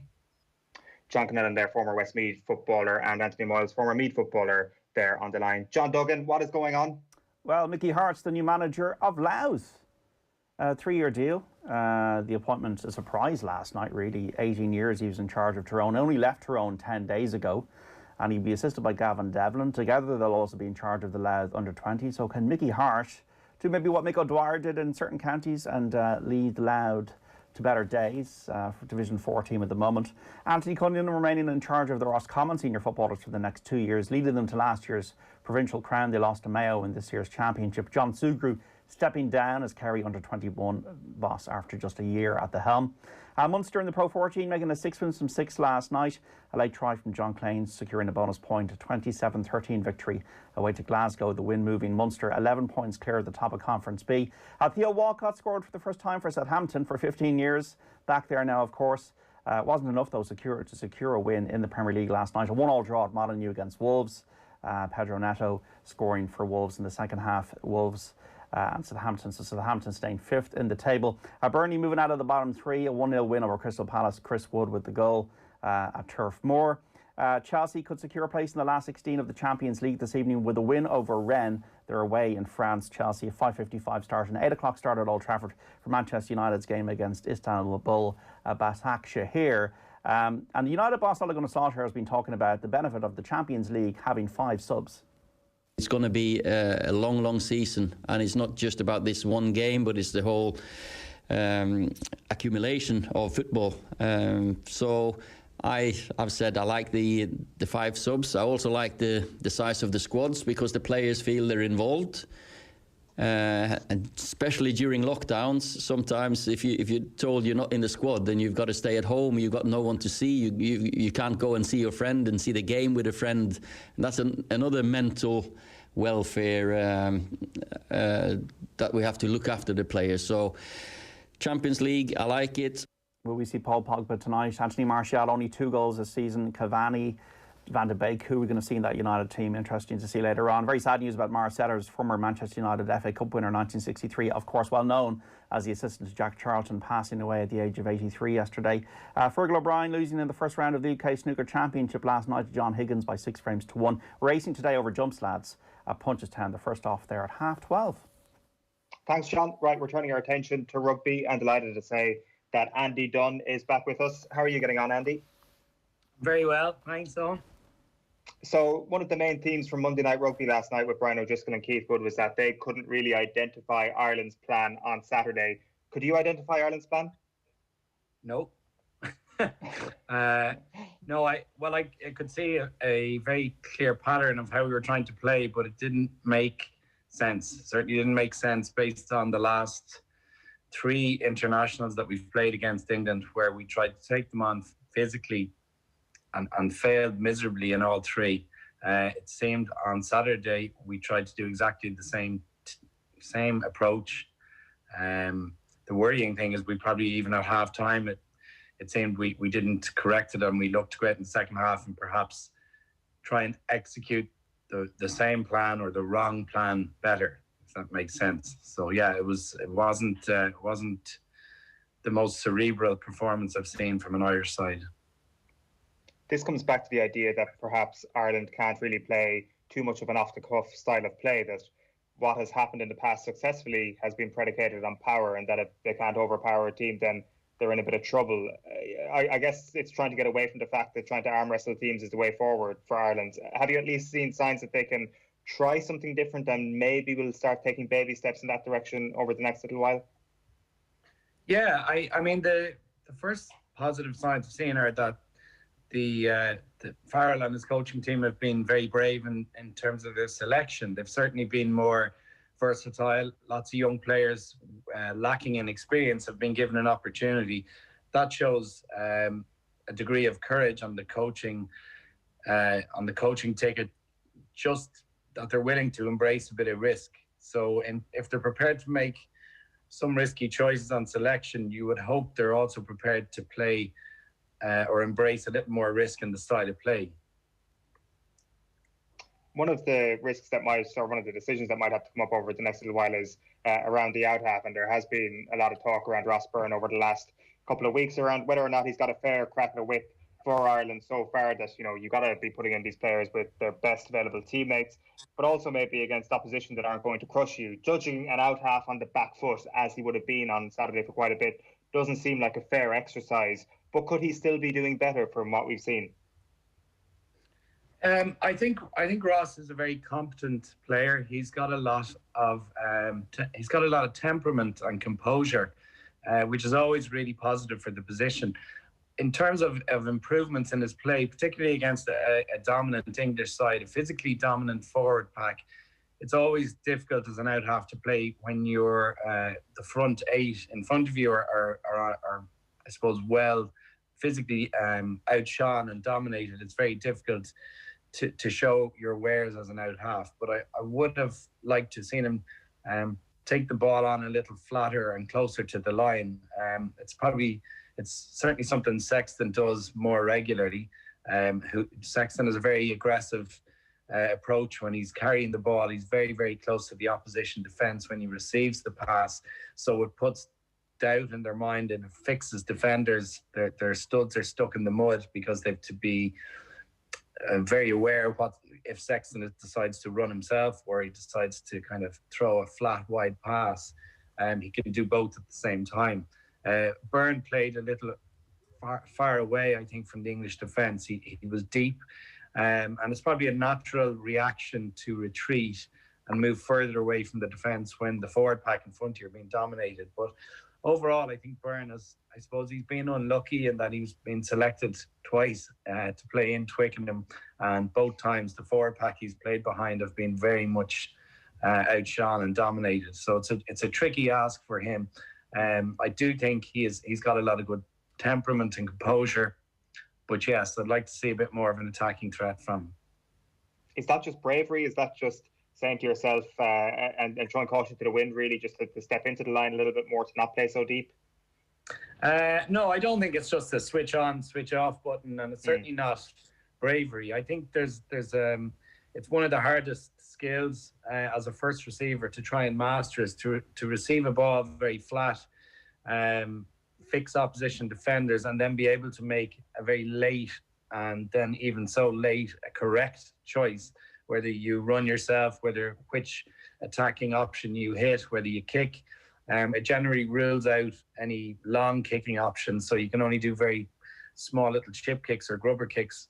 But there is always room for versatility in that you can vary your depth. I think what Byrne did against England was he generally maintained an alignment that was quite far away from England. It would have been nice to see some variation where he took the ball extremely flat at times and then retreated back into a pocket away from the English defenders. But it was a little predictable in terms of his depth against England. So there's always scope to vary it. It's not an easy skill, and I don't think it's a matter of just switching it on and off. It's something that needs to be practiced. He would have done it regularly enough with Leinster. However, he would have done it when the forward pack in front of him have generated a lot more momentum. Andy, a lot of people, or some people at least, giving the viewpoint that maybe England have the measure of this Ireland team now. I saw one person online describing Ireland as like heart surgeons who've got the degree but can't yet perform the operation. And like Brian O'Driscoll speaking on Off the Ball last night, saying that the gulf in class is still quite substantial. And then you're hearing from the camp the likes of Conor Murray and James Ryan after the match on Saturday, believing that this gap between Ireland and England is actually closing rather than widening.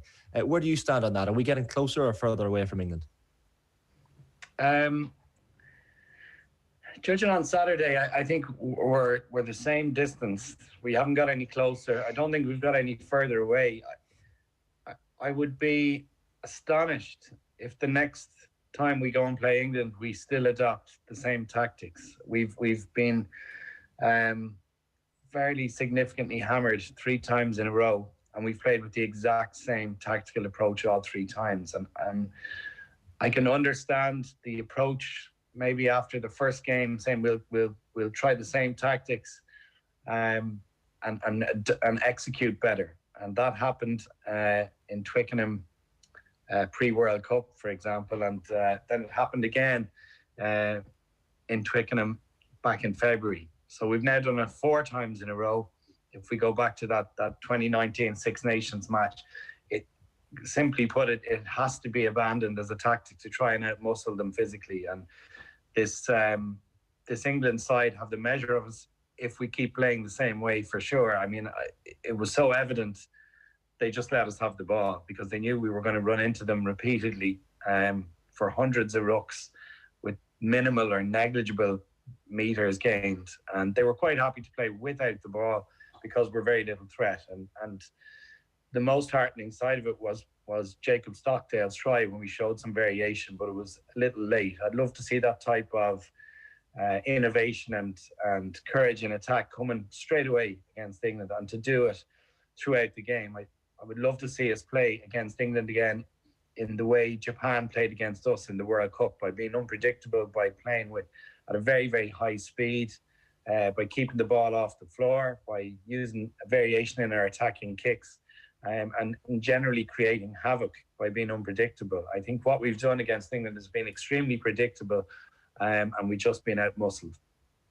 I mean, a lot of the analysis I'm firmly aware of the Ireland team can be quite negative, and I guess the same could be said for sport generally in this country, even with the soccer team as well. We tend to be quite negative quite a lot of the time. When it's bad, it's really bad, and when it's good, it's grand slams and Robbie Brady scoring against Italy. So, I mean, is there anything positive we can take out of this? You mentioned the Jacob Stockdale try.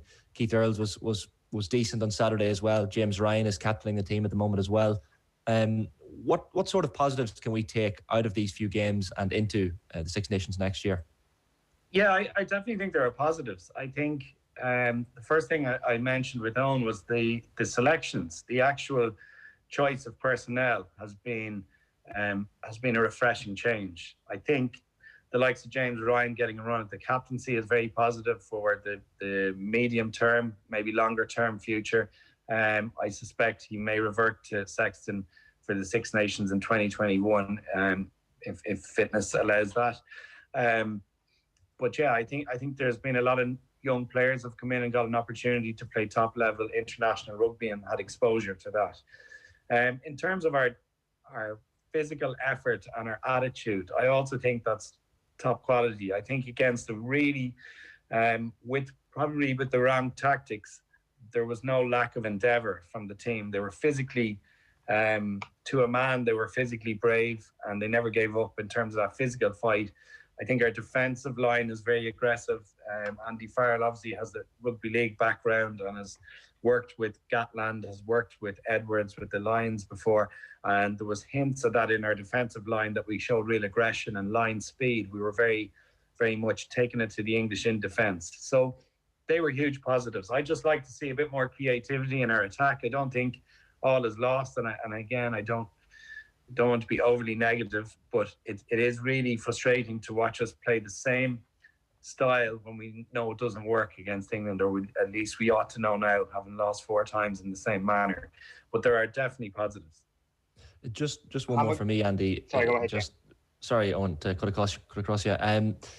One person I'd seen online, I guess tongue in cheek as well, talking about how the Lions pack next summer might be fully English, and you keep people kind of hypothesizing as to what that Lions 15 might look like. As things currently stand, as we sit here on November the 24th, how many of that Lions 15, in your view, should be Irish? I would say Tyke Furlong has a very good shout, provided he gets fit and healthy and gets a good run at the rest of the season and into next year, I think James Ryan would be close-ish, but there's a lot of competition in the second row. And really, outside of that, I don't see a huge amount of options. Sexton, I'm sure, will be close. I don't see us having a year where there's a significant amount of Irish representation on the Lions next year. I do, whether it was tongue-in-cheek or not, I do see the majority of that Lions back next year being English. All right, Andy, I know you got to go. Thanks a million for your time this morning. Appreciate it. No problem. Thanks, lads. Andy Dunne there on the line. Right, we'll take a quick break. OTB AM on OTB Sports Radio, Ireland's first and only sports radio station. We all talk about what might happen and our hopes and dreams for the day, but that's not real life. Dadcast Tuesdays from 3 p.m. on OTB Sports Radio. Tune in on the OTB Sports app. Into sports. 20 yards out, Ursh to shoot. Duggan! Oh, what a goal from Fabinho!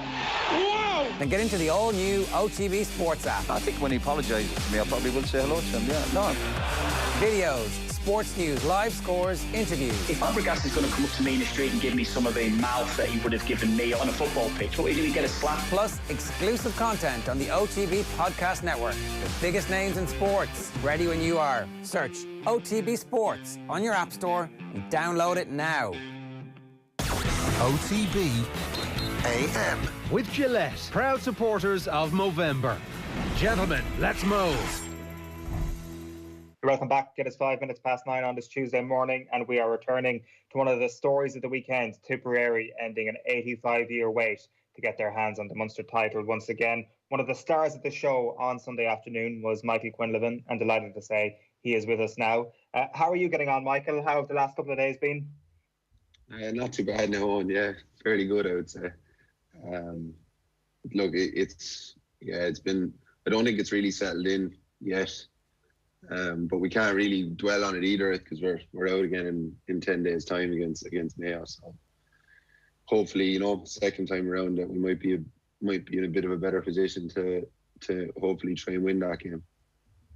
That is the balance, I'd imagine, that has to have been struck immediately after the game, even where it's this unbelievably historic and a truly historic moment, and also this whole idea of actually one of the biggest moments in our history can be achieved again in a couple of weeks' time. So is it one night of celebrating, or does it spill into a second night as well? Last night you look pretty fresh, so I assume it hasn't been a back-to-back night. No, it's fairly okay. Yeah, we had a brilliant homecoming in Ballyporeen. We stayed in the cars, and most of the people there wearing masks as well. So under the circumstances, it was done as safely as possible. But it was great just for the people around there to be able to show their support as well. And I know all the players really enjoyed it too. When at the start of the year you were due to go travelling, you weren't due to be a Tipperary footballer this year, and the pandemic obviously hits and the world gets turned upside down. Did you think going back into the Tipperary dressing room after the pandemic had cooled down a little bit that something like this would actually happen at the end of the year? I don't know. This really wasn't what I had probably envisaged for myself anyway. In 2020, I was away and due to be away for the full year, but my God, would I take it if you had handed it to me in January. It was, with the way things turned out, football has been such a saviour to be able to go and play. First of all, with our club, we had a huge year with commercials as well, winning a county title and doing back-to-back for the first time in 25 years. And then to top it off with what happened on Sunday is just incredible. I know that a lot of things fell into place and different people came back, but the lads who had been there were driving it on for the whole year. They've been massive, and I'm just so happy that, especially for Connor as well. Connor's been a massive player, and he's been the one who does everything right. And to see him lifting the cup on Sunday, I think it meant a hell of a lot, and it's really huge. Was there a particular moment over the last couple of months when you thought that things were starting to click, that perhaps, I don't know, the elements of 2016 were starting to return to the camp a little bit, that this was a team that was ready to win and do something special this year? I'm not sure, really, to be honest. I think we kind of just started to win games, close games. Like we could have easily been gone in the Munster semi-final against Limerick. That was a huge battle down there. But we, started off. We started winning challenge matches when we came back first, and that breeds confidence. And then, we had 2 big league games. It might seem insignificant now when you're talking about a Munster title, but to keep our Division 3 status, and 2 tough games against Offaly and Leitrim, like have to go up to Leitrim on the last day, it was a really tough journey. And we took a bit of heart out of the fact that we didn't play, really well, but still managed to come through the game and still managed to get a win. And that just started to breed a little bit more confidence. It gave us a bit of fire going into the Clare game. And while it was our 4th week in a row down in Limerick, we still showed a huge fight again in the second half to come from 7 points down at half time. So all of those things kind of, when we were able to analyse it and go, you know what, a lot of the time we're not even playing to our strengths or playing to 100%, but we're still getting wins. And that definitely gave us a bit of confidence going into the Cork game. I think the 2-week break really helped as well. We were able to, get a couple of guys back onto the field. Unfortunately, Jack obviously would have been a huge addition. Hopefully we might be able to get him back for the Mayo game because he's been a massive player for us all year. And I'm sure there'll be other lads pushing then as well. Like we've an additional 15 players there who can't even come on Sunday and weren't able to be there. And I feel really sorry for them because they're as much a part of it as any of us that were in the 26th. And hopefully that they'll get a day out in Croke Park with us in 2 weeks' time. Michael, Louise Galvin was on OTB AM with us last week, and she spoke about to not underestimate the power of these Bloody Sunday commemorations, and I guess the emotion of the week that was. And I know it would have been quite poignant, especially down in Tipperary. What role, if any, did that play in your build-up? Was that something spoken about, that the occasion was perhaps bigger than even a regular Munster final? Yeah, it was. It can, like, you do have to focus on the match, but it was definitely hard to detach yourself from it. The last time we went into a Munster final, we were so emotional about actually just getting there for the first place that we started like a house on fire, and then the emotion drained out of us for about 20 minutes, and suddenly we were 7 or 8 points down to Kerry in 2016. So we tried to the best of our ability to just focus on the match. But like, I sat at home Saturday evening watching the commemoration with my parents, and like none of the 3 of us spoke to each other. There wasn't a word said, and then you start to realise that it is worth a little bit more. When you walk into the dressing room in Páirc Uí Chaoimh then, and the jerseys are hanging on the wall, you kind of really do start to realise, and it does. Like, you have two options there. You can either let it overtake you and freeze in the moment, or else you can roll with it and make you 10 foot tall. And I think hopefully we decided to go with the second option, and we thundered into the game, especially in the first 5-10 minutes. We started really well and managed to keep that going then throughout.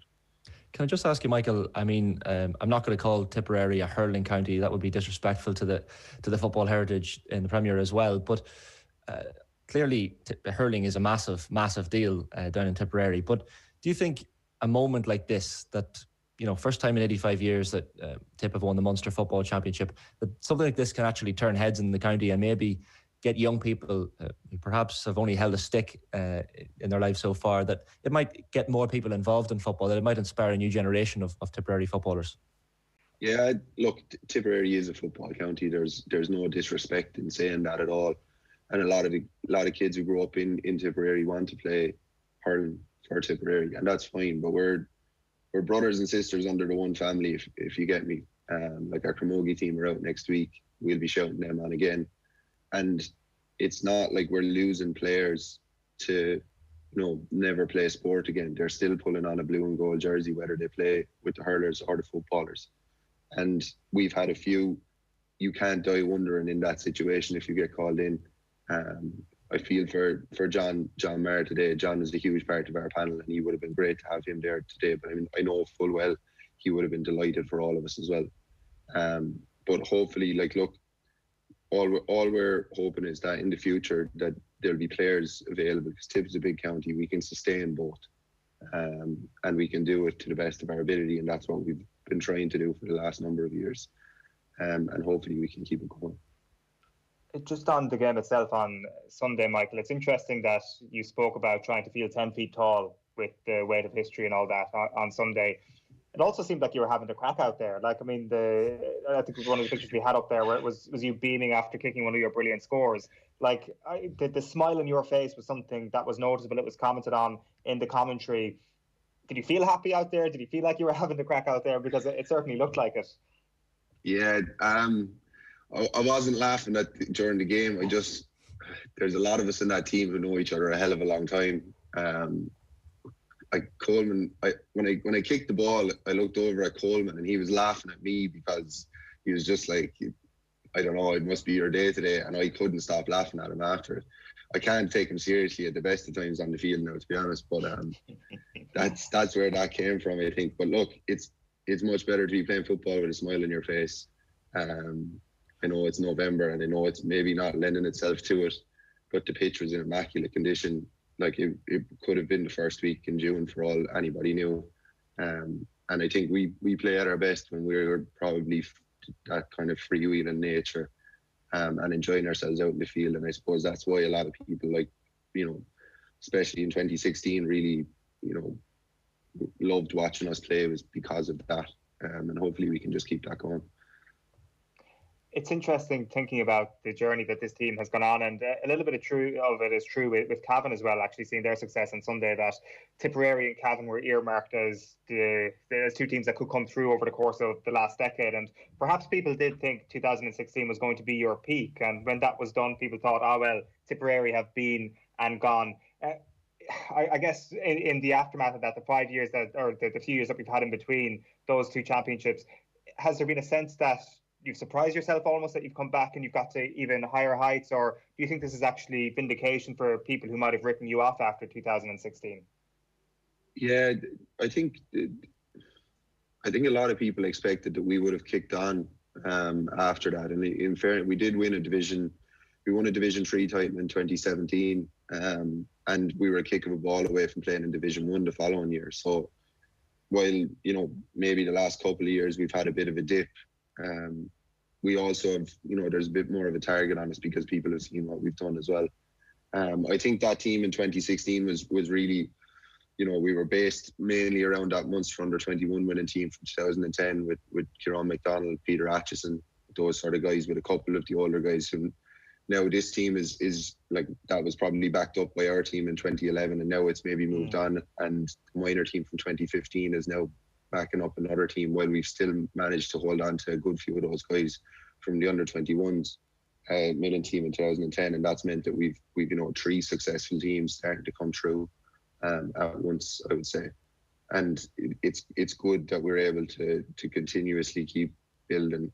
This is probably as strong a panel as I've been involved in the 9 years that I've been playing with Tipp now. So hopefully we'll be back at it Wednesday night again, and I'm sure there'll be more opportunities for guys to be putting their hand up for 2 weeks' time against me. Yeah. What does a win like Sunday mean to someone like David Power, and so I guess the group of you that have soldiered since 2011 as well, knowing that something special could have happened? Look, David's brilliant. He's been immersed in Tipperary football for such a long time. I know probably 2011 was when he first came on the national radar, but within Tipperary he had taken underage teams the whole way up, and you would have always seen him at the matches with his dad Michael, and his love for Tipperary football goes well beyond what you're even able to see on the screens. He is brilliant to put a management team together, and he really does get buy-in from his players because he's such a likeable fella. And you know, we've continuously delivered for him. Hopefully we can keep it going now. Michael, just on that, keeping it going, it's Mayo up next Sunday week in the All-Ireland semi-final, and just looking at some of the stats from the weekend, I think I could be corrected here, but Conal Kennedy, I think, was the only player under the age of 25 in the starting lineup. 2/3 of that team in the mid-20s, and I think 9 of the players that started also started the 2016 loss to Mayo. You're coming into this game with Mayo in a far different position than in 2016 because you're Munster champions. You're 100% there on merit, and a lot of people will think that you could perhaps turn Mayo over in this semi-final. So how does this feel different, the build-up from 4 years ago to the build-up for this game on Sunday week? Yeah, look, it's very different, I think, but we're going to be underdogs for a reason. Like, Mayo are a very, very good team. They've blooded some brilliant young players this year and have been able to mix that with some very experienced players coming off the bench to close out games as well. And they're going to be a really tough team to beat. Like, we've played them twice in the last 4 years. We played them in a qualifier in Thurles as well, when they beat us pretty comfortably. So we're under no illusions it's going to be a similar situation to what we dealt with in Cork. But we do have that experience of having been in there for an All-Ireland semi-final before. And the fact that we're Munster champions does give you an extra bit of confidence as well. I don't think it'll count for much once we get out in the field, because the All-Ireland Championship is just a completely different ball game. And when you go to Croke Park, that's when the real, fight can start. But look, we'll dust ourselves down. We'll enjoy it, but we know full well that they're waiting for us, and they were able to sit down at home on Sunday and watch the game, knowing whatever came through that they were going to be ready for. It seems that the signs are pretty good that Colin O'Riordan will be able to play. Yeah, well, I'm not 100% sure now, to be honest. I think that's probably conversations for people a bit above my pay grade now. So, but look, Colin's a massive player. He's a special talent. I can remember his first year in the panel in 2014. He came in as an 18-year-old. We played, funnily enough, Cork and Páirc Uí Chaoimh, and they bet us by a point. But he stood in the dressing room that day as an 18-year-old giving a speech to people who had played for Tipperary for 10 years. And we're just like, this guy is different. And like, when we were under the cosh, with that last 5-10 minutes to go, he pulled 2 or 3 balls out of the sky that were just incredible. It's a joy to play with him, and his passion for Tipperary football really does shine through. Like, you can hear it when he talks. You heard it in the interview after the match, how much it means to him. So hopefully he can continue to play and continue to keep doing what he's been able to do. Absolutely, because it's been fantastic to watch from a neutral standpoint as well. Listen, Michael, congratulations on it all. Hopefully it is a week you get to enjoy a little bit more, despite the hard training that I'm sure is underway. And very best of luck on Sunday week. Hope it goes well. Thanks very much, guys. Thanks for having me on.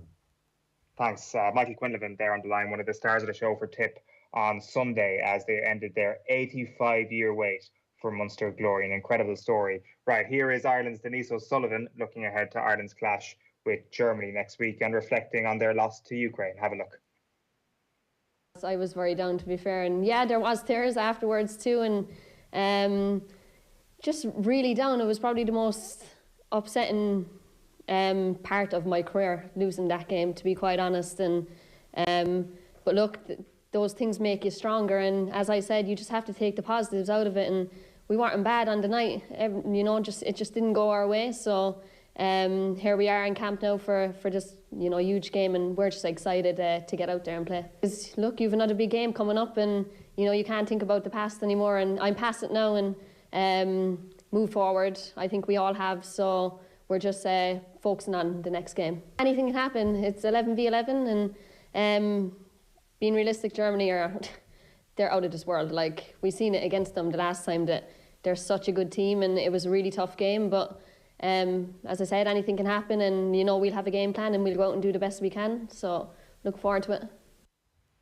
Yeah, huge game next week for the Republic of Ireland. They're up against Germany in the last-ditch effort to qualify for the Euros. At 22 minutes past 9, though, on this Tuesday morning, it is time for the Power Rankings.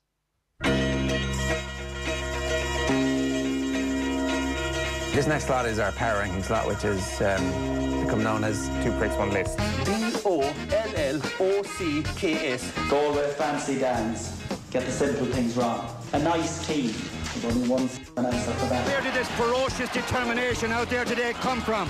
The media.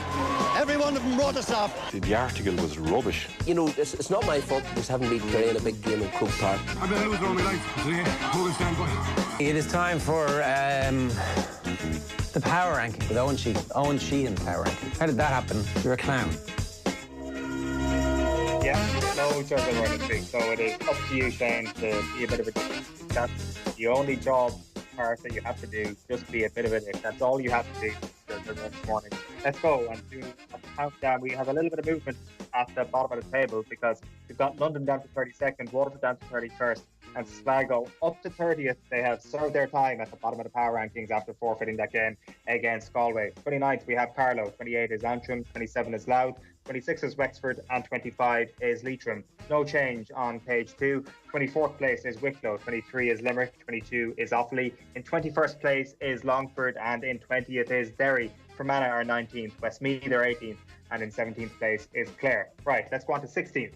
Laois staying put at number 16. Down, staying put at number 15, and Kildare staying put at number 14. And the team that beat Kildare have dropped 5 places all the way down to 13th place. That is Meath. They were a Division 1 team this year. They got relegated. They got hockeyed by the Dubs on Saturday night. They definitely aren't going up in the table, but I've decided to move them down 5 places. Ahead of them then, 12th place are Monaghan. 11th place are Armagh. 10th is Roscommon. And in 9th place, plummeting down the leaderboard, just like Meath, is Cork, outside of the top 8 once again. And into the top 8 we go. Galway down to 8th, and they have been displaced because Tipperary shooting up the leaderboard. They are Munster champions for the first time in 85 years. They are up 6 places to 7th in this week's power rankings. The big risers, to say the least. Number 6 is Tyrone.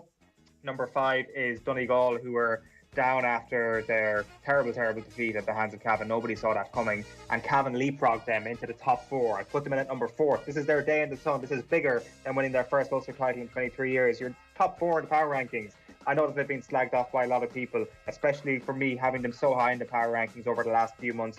But finally, they've shown us the proof is in the pudding. They're into the top 4, up 5 places.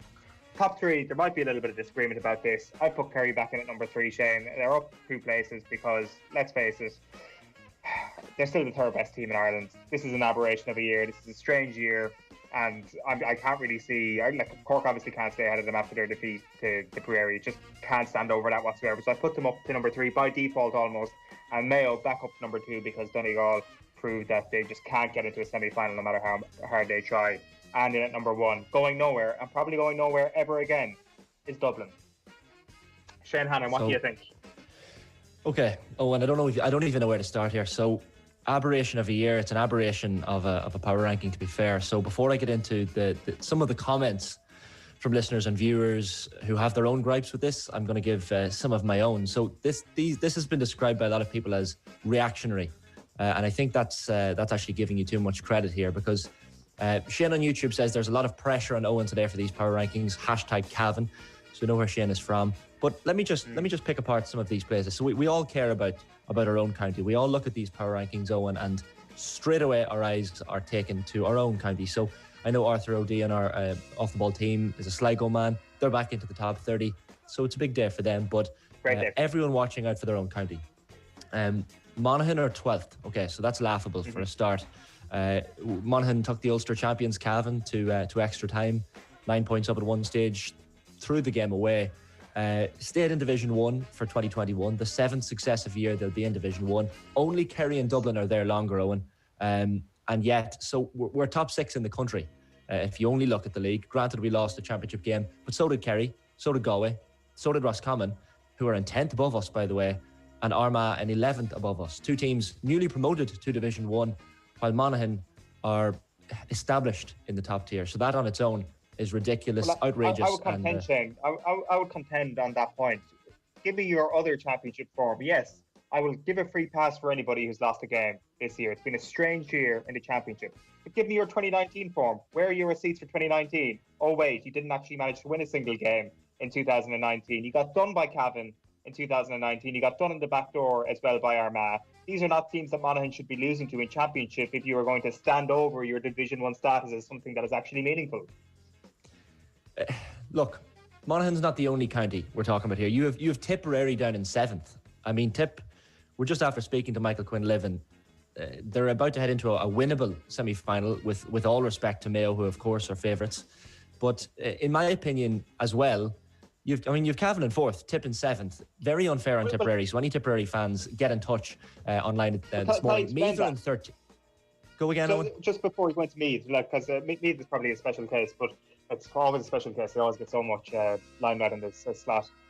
On the point of why Cavan are up to 4th and why Cork managed to get to that lofty spot, you can't do much better for your power rankings rank than being a Division 2 or 3 team and taking out one of the big boys. And this has happened twice in this year's championship. Donegal have got pipped and Kerry have got pipped. Who are the teams that beat them? They deserve a big rise on that given week. So Cavan deserved the rise they got after Monaghan, for example. Not as big a rise as they're getting now after Donegal. Donegal were the number 2 team in the country this time last week, according to these rankings. If you beat them as a team who got relegated to Division 3, you're getting a big gold bump, and you're getting a bump all the way to number 4. This happened to Cork as well. But the reason why Cork have been taken away from that lofty height is that they proved at the weekend that their form against Kerry was not form at all. It was one amazing afternoon that they had where they were the better team, don't get me wrong, because Kerry were absolutely atrocious. There was a little bit of fortune involved, but it was luck. It was a one-off, not luck, but it was a one-off. It was definitely a one-off performance from Cork on that occasion, and maybe a one-off from Kerry as well. If they back that up with a win over Tipperary, they'd still probably be sitting in the top 5. I'm not going to deny that. The problem is a defeat to Tipperary shows they're off the level of beating a Division 1 team, the Division 1 champions, regularly. So that's why they're down, and Cavan have shown during this run of Ulster teams, this run of Ulster games that they've played, that they can beat Division 1 teams regularly. And for that reason, they're a top 5 team, and I've gone for them at number 4 because you just can't put them below Donegal because they beat them at the weekend. You mentioned Meath. I mean, I'm gonna play devil's advocate here on behalf of Meath fans, and rightly so, because they're 13th in these latest power rankings. In my opinion, they beat Cork, who were in 9th. So, okay, they lost heavily to Dublin, but the logic in I'm not sure they would, Shane. I actually don't think so. Like I think you can maybe find a lot of holes in this, but I'm not sure Meath beat Monaghan. I'm not sure Meath beat Armagh. I'm not sure Meath beat Roscommon. I'm not sure Meath beat Cork. I'm not sure Meath beat anybody that is actually ahead of them in the power rankings. And in fact, give me evidence of Meath beating any of those teams in the recent past. We were luxuriating in the comeback of Meath because they beat Kildare and because they beat Wicklow. Shame on us. Shame on me for having Meath in, 8th place. I had Meath in 8th place last week. I'll hold my hands up and say I got it badly wrong on Meath. I'm embarrassed with myself for getting completely carried away by the fact that our producer is from Meath and all we ever hear about is Meath, and they're unbelievably important and they have this sense of entitlement that comes from their very nickname. I like the monarchy of Meath is long dead. Like, I mean, they just are not a thing at the moment. And for them to have been in 8th last week was definitely one of the worst calls I've ever made in these power rankings. But at least I've been big enough to put my hands up and say, I'll fix it. And that's exactly what I've done. So, no, I don't think they would beat Cork, to be honest with you. Like, granted, they were relegated from Division 1, Meath, but for a team that only picked up 1 point, they were far better than the 1 point they picked up because they pushed a lot of teams close, including the Dubs, it has to be said. Yeah, okay, the teams they beat were Wicklow and you cannot be using that league game as evidence for anything. We saw what happened on Saturday. After Saturday, league is league is league is league. That cliche is underlined and also in bowls and absolutely loads of exclamation marks around it, especially when it comes to the Dubs. League is league. You cannot be looking at that game in Parnell Park as any evidence of where teams are at, given what happened on Saturday night. Okay, well, to be fair, right, we get bogged down in teams like Meath. And yes, you're right, our producer, Tommy Rooney, is a Meath man, and we do probably give them far too much airtime. But Longford, for example, I just want to touch on Longford. Okay, so you have them down in 20th.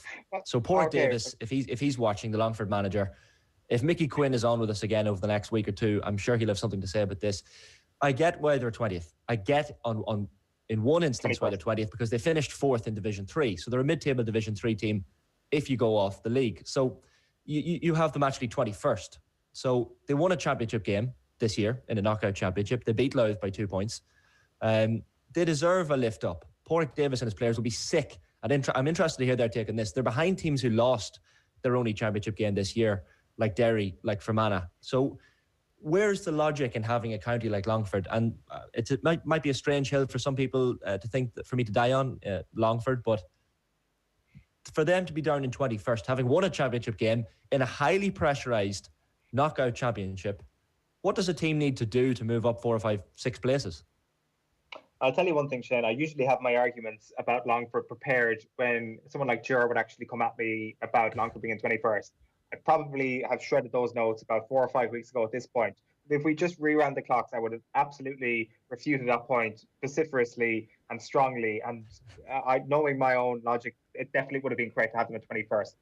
Why Derry are ahead of them in 20th, I definitely recall there being a bit of logic that went into these power rankings, down to the fact that Derry didn't crash out in terrible fashion out of the championship. They looked okay in a tough Ulster championship. The one thing that kind of screwed it all up for me was maybe Armagh, and Armagh have catfished us all potentially by proving to be not what we thought they were, and by actually being a very poor football team, and they actually came up against it in Donegal the previous week. And maybe I was using that as the logic to keep Derry ahead of Longford, and maybe that's flawed. So I'll give you that. Maybe there's a little bit of flexibility allowed there. Maybe in our off-season rankings, Longford will go up. We are going to do off-season rankings, by the way. People are saying, well, why are Louth still in 27th? They've appointed Mickey Hart as manager. Don't worry, they will drop. I will be able to bring them down as a result of appointing Mickey Hart over the next couple of months. We will do that in the off-season. Just one other thing on Sligo. Just want to bring this tweet up from last week. We had this tweeter, Paddy, who got in touch, who complained about Sligo, basically saying, surely if Sligo are at 32 because they didn't show up for the championship, then Kerry should be at 31 for the same reason. Fair point from Paddy, and that is probably the most effective comment I've ever seen on the power rankings. And as a result of that, Sligo have managed to make their jump back up the power rankings, and Kerry are also in third. So I don't know. Is there any other complaints that you have about this before we wrap up? I mean, we have a couple of commenters who have complaints. Patrick Conway on YouTube: adjusted for football playing population and resources, Tipp and Cavan should be 1 and 2 respectively. The power rankings is like the Leinster Championship. Take Dublin out of it.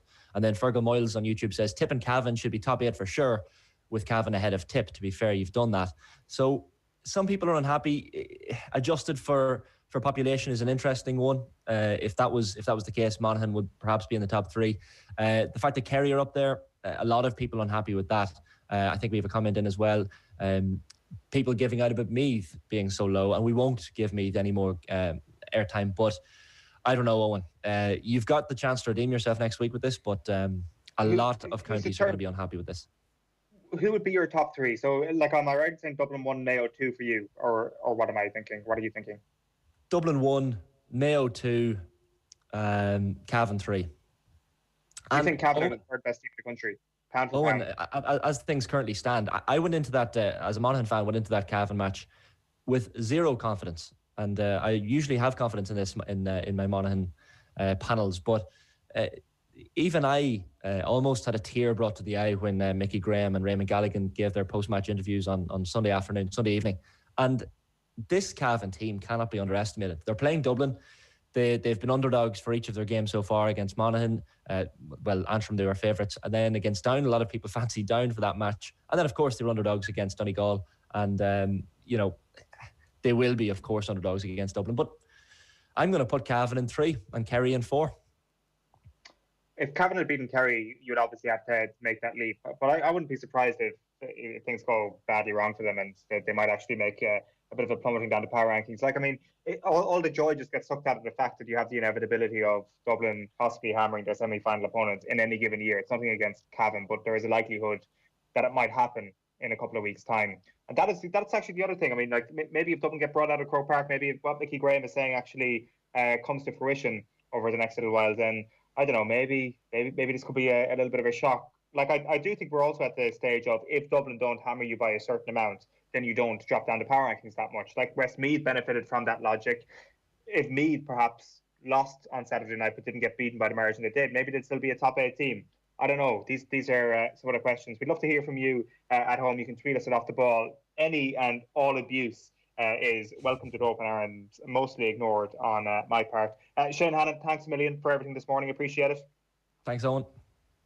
I should tell you as well, before we wrap up, we are at the semi-final stage of the 2020 All-Ireland Senior Football Championship, and Super Value, as part of their Support Where You're From campaign, have given us some great prizes to give away. Dig out your favourite stub, match programme, jersey, photo with your hero, any GAA-related items you've been dying to tell the country about. You can just make a 20-second video explaining its significance. Get them into us on any OTB social channel or on WhatsApp at 087 9180 180, and we will choose a winner every Friday during the championship. Each weekly winner lands a €200 voucher for a Super Value near you. Super Value, proud sponsors of the GAA Football All-Ireland Senior Championships. See facebook.com OTB.ie/SuperValue Ireland for more details. OTB AM is live with you every single morning from 7:30 with thanks to Gillette. Good morning, start with Gillette, giving you the confidence to tackle the day ahead. Right now, we are bringing you some more rugby. Keith Wood and Brian O'Driscoll were with Joe on Monday Night Rugby. In terms of the game plan that we're pursuing, so Eddie Jones was on the record even just this week as saying the team that kicks the most wins at the moment. That seems to be where the game is at in his eyes. We had Bernard Jackman on the show yesterday. He was wondering if Ireland are even pursuing the right game plan at the moment, let alone perfecting it. But are we going about our business the right way? Talk to us about kicking, our approach to kicking, what England are doing with kicking. What are you seeing at the game at the moment? Because we're all about heads-up rugby, and, you know, like we have 5 offloads to their 1 and 6 line breaks to their 3. And like against France, when France do that to us, that's pointed to as well. They beat us in offloads and they beat us in line breaks. And then suddenly when we pip England in that department, it looks slightly irrelevant. So Jones's point about kicking and how maybe we can tease that out based on the game on Saturday.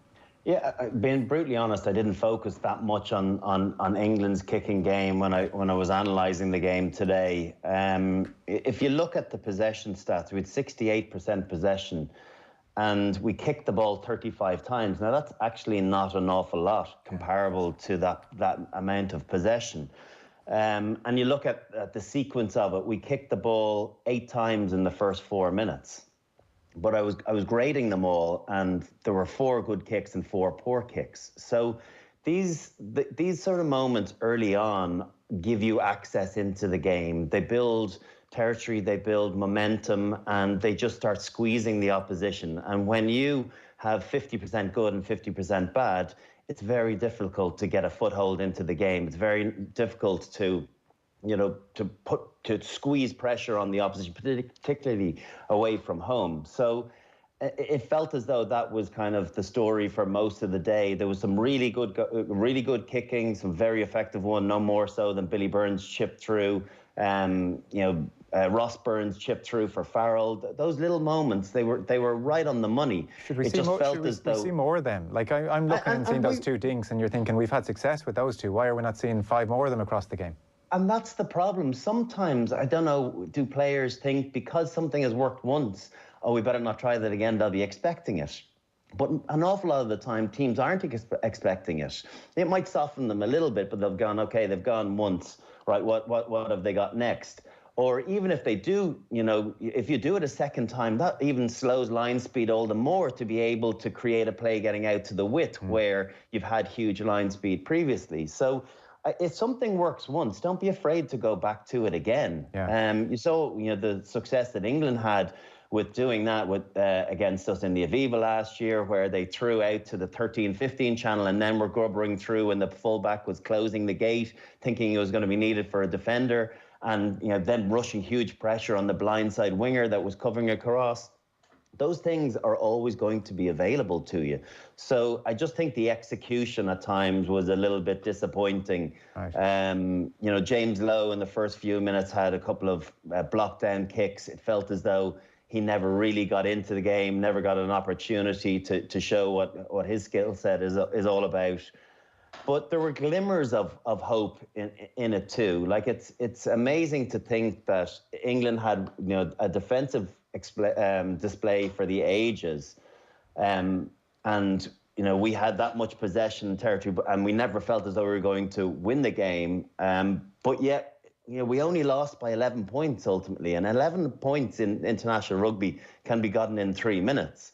So it's a really contrasting feeling I have, having watched the game again, as to we were completely outplayed, but you score that Keith Earls try in the first half or the Farrell one in the second half, and you're right back in the game, and so it does give you some form of hope, even though it felt as though we could have been out there for another while at those driving lineouts that we continually kicked to the corner and not had any success. They just had our number defensively, and sometimes you have to realise you came up against opposition that had their bit between the teeth, and they just weren't going to concede off that. I was just going to say, go on. Joe, the guys who were good last week, the guys who got a start last week, I think they got a bit of a shock by the level of intensity that was there. There wasn't an ounce of space on the field for them, and they looked rattled. And that happens. That's an experience. That's, when you get experience, you understand how to deal with certain things on your second cap or third cap or whatever number it was. For a lot of guys, it's their first time playing in Twickenham, and even without the crowd, it's an imposing place. Playing against a team that are beaten finalists in the World Cup last year, a pretty serious outfit, and that's when you hear comments from Farrell and from James Ryan saying that the guys will learn from this, and people kind of get frustrated with it, fans get frustrated with that, because they take it as this is the Irish rugby team, and the Irish rugby team have done that in the past. You have to build up experience. Sure. You can't just automatically say, well, I'm experienced now because I've played an international rugby game. It takes an amount of time to get into it, and I think that leads to some of the other errors that happened in the game. For some of the players, I was looking at Kelleher and the throwing. How would he know how to react under certain circumstances? He's never played at that level really before, and that is the experience. He will know that he will have to put down his stamp on those lineouts far more than he did at the weekend, that some of the calls were putting him under huge pressure, and the system as it worked for us didn't work perfectly. Even the balls that we got were balls under huge pressure. Now, I've played in those games and they do happen, and you have to learn from it. Sometimes you actually forget about it, and you have to relearn them. But for these guys, they just have to learn that sometimes you just need to be holding onto the ball in the right area of the field for a period of time. Yeah, and maybe just expand on the line-out point, because this is not a new problem. Like, ahead of the World Cup in 2019, we were worried about the line-out. It had malfunctioned, badly in the Principality, jumps to mind in advance of that World Cup.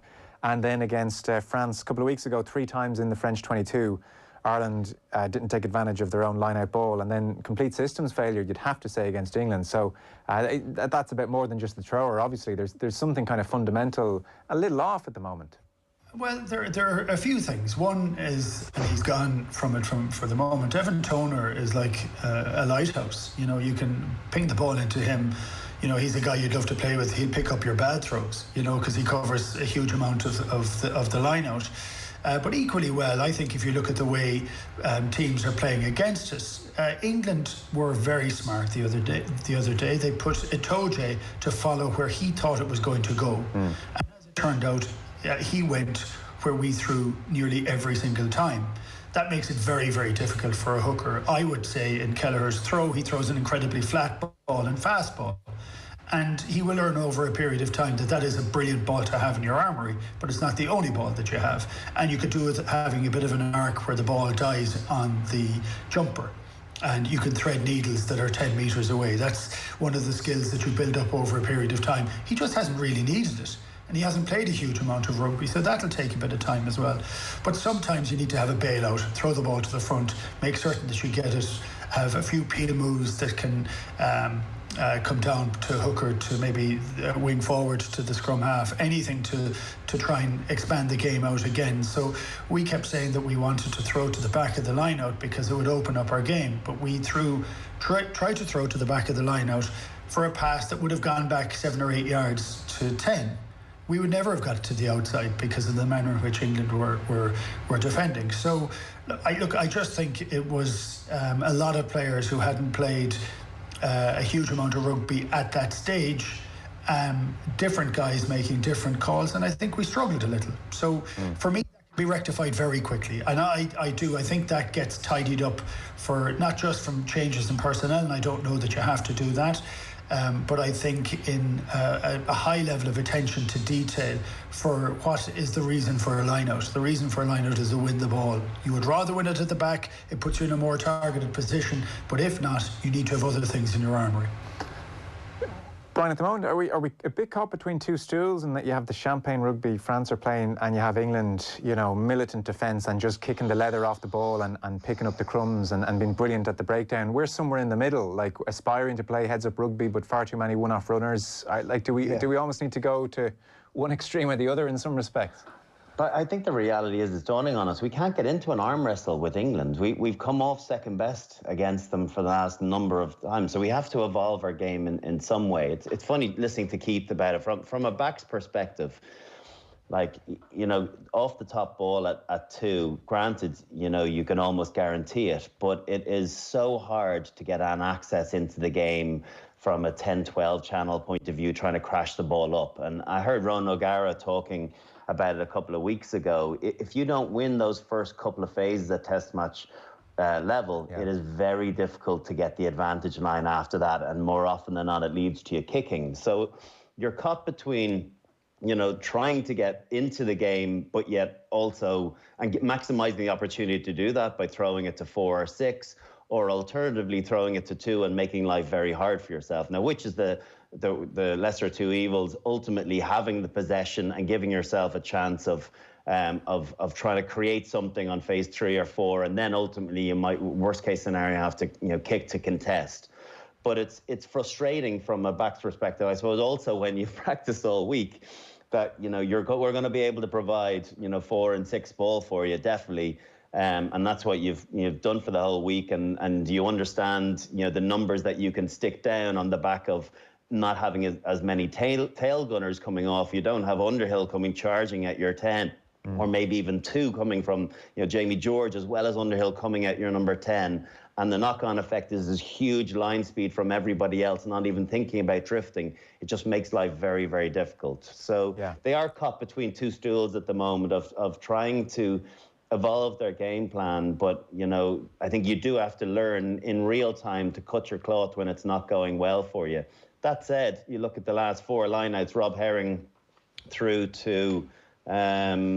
he threw to 6, 4, 6, 6, and then 6 on the last one, but Johnny Hill managed to get a hand to it. It was a brilliant line-out steal from him, so I don't think there was anything wrong with that throw. So the accuracy from Herring's throwing was pretty impressive in that last 20 minutes, and it definitely gave Ireland more access into the game and gave them a better chance of advantage line. And sometimes the game plan can probably be harder for us to deduce when everything's going wrong, you know, and you've talked earlier about what was going on at the breakdown and Ireland weren't necessarily winning collisions. Brian, how did Andy Farrell and Mike Catt picture that going? What was the game plan, you know, with a few things going well, when they had the ball in their hands, all that possession, somewhere, you know, midfield into the English half? What were they actually trying to do that we didn't see? I'm not entirely sure, to be perfectly honest with you, Joe. It looks different each week, and that's all to do with being on the front foot. You know, the game against Wales was a world apart from what we saw last weekend. I haven't seen as much of the pod of 3 that they had gone to in those Six Nations matches against Italy and against France. It feels as though the timing on them isn't spot on, where there aren't those little tip-on passes. I think it's most likely to come from Doris, if he's the one at second distributor, also with the ability to throw it out the back to the out half. But it does feel as though you know, your game plan is very much dictated to by your outside half. And again, we come back to that conversation that the gulf between Johnny Sexton and everybody else is still substantial. And I understand that I'm not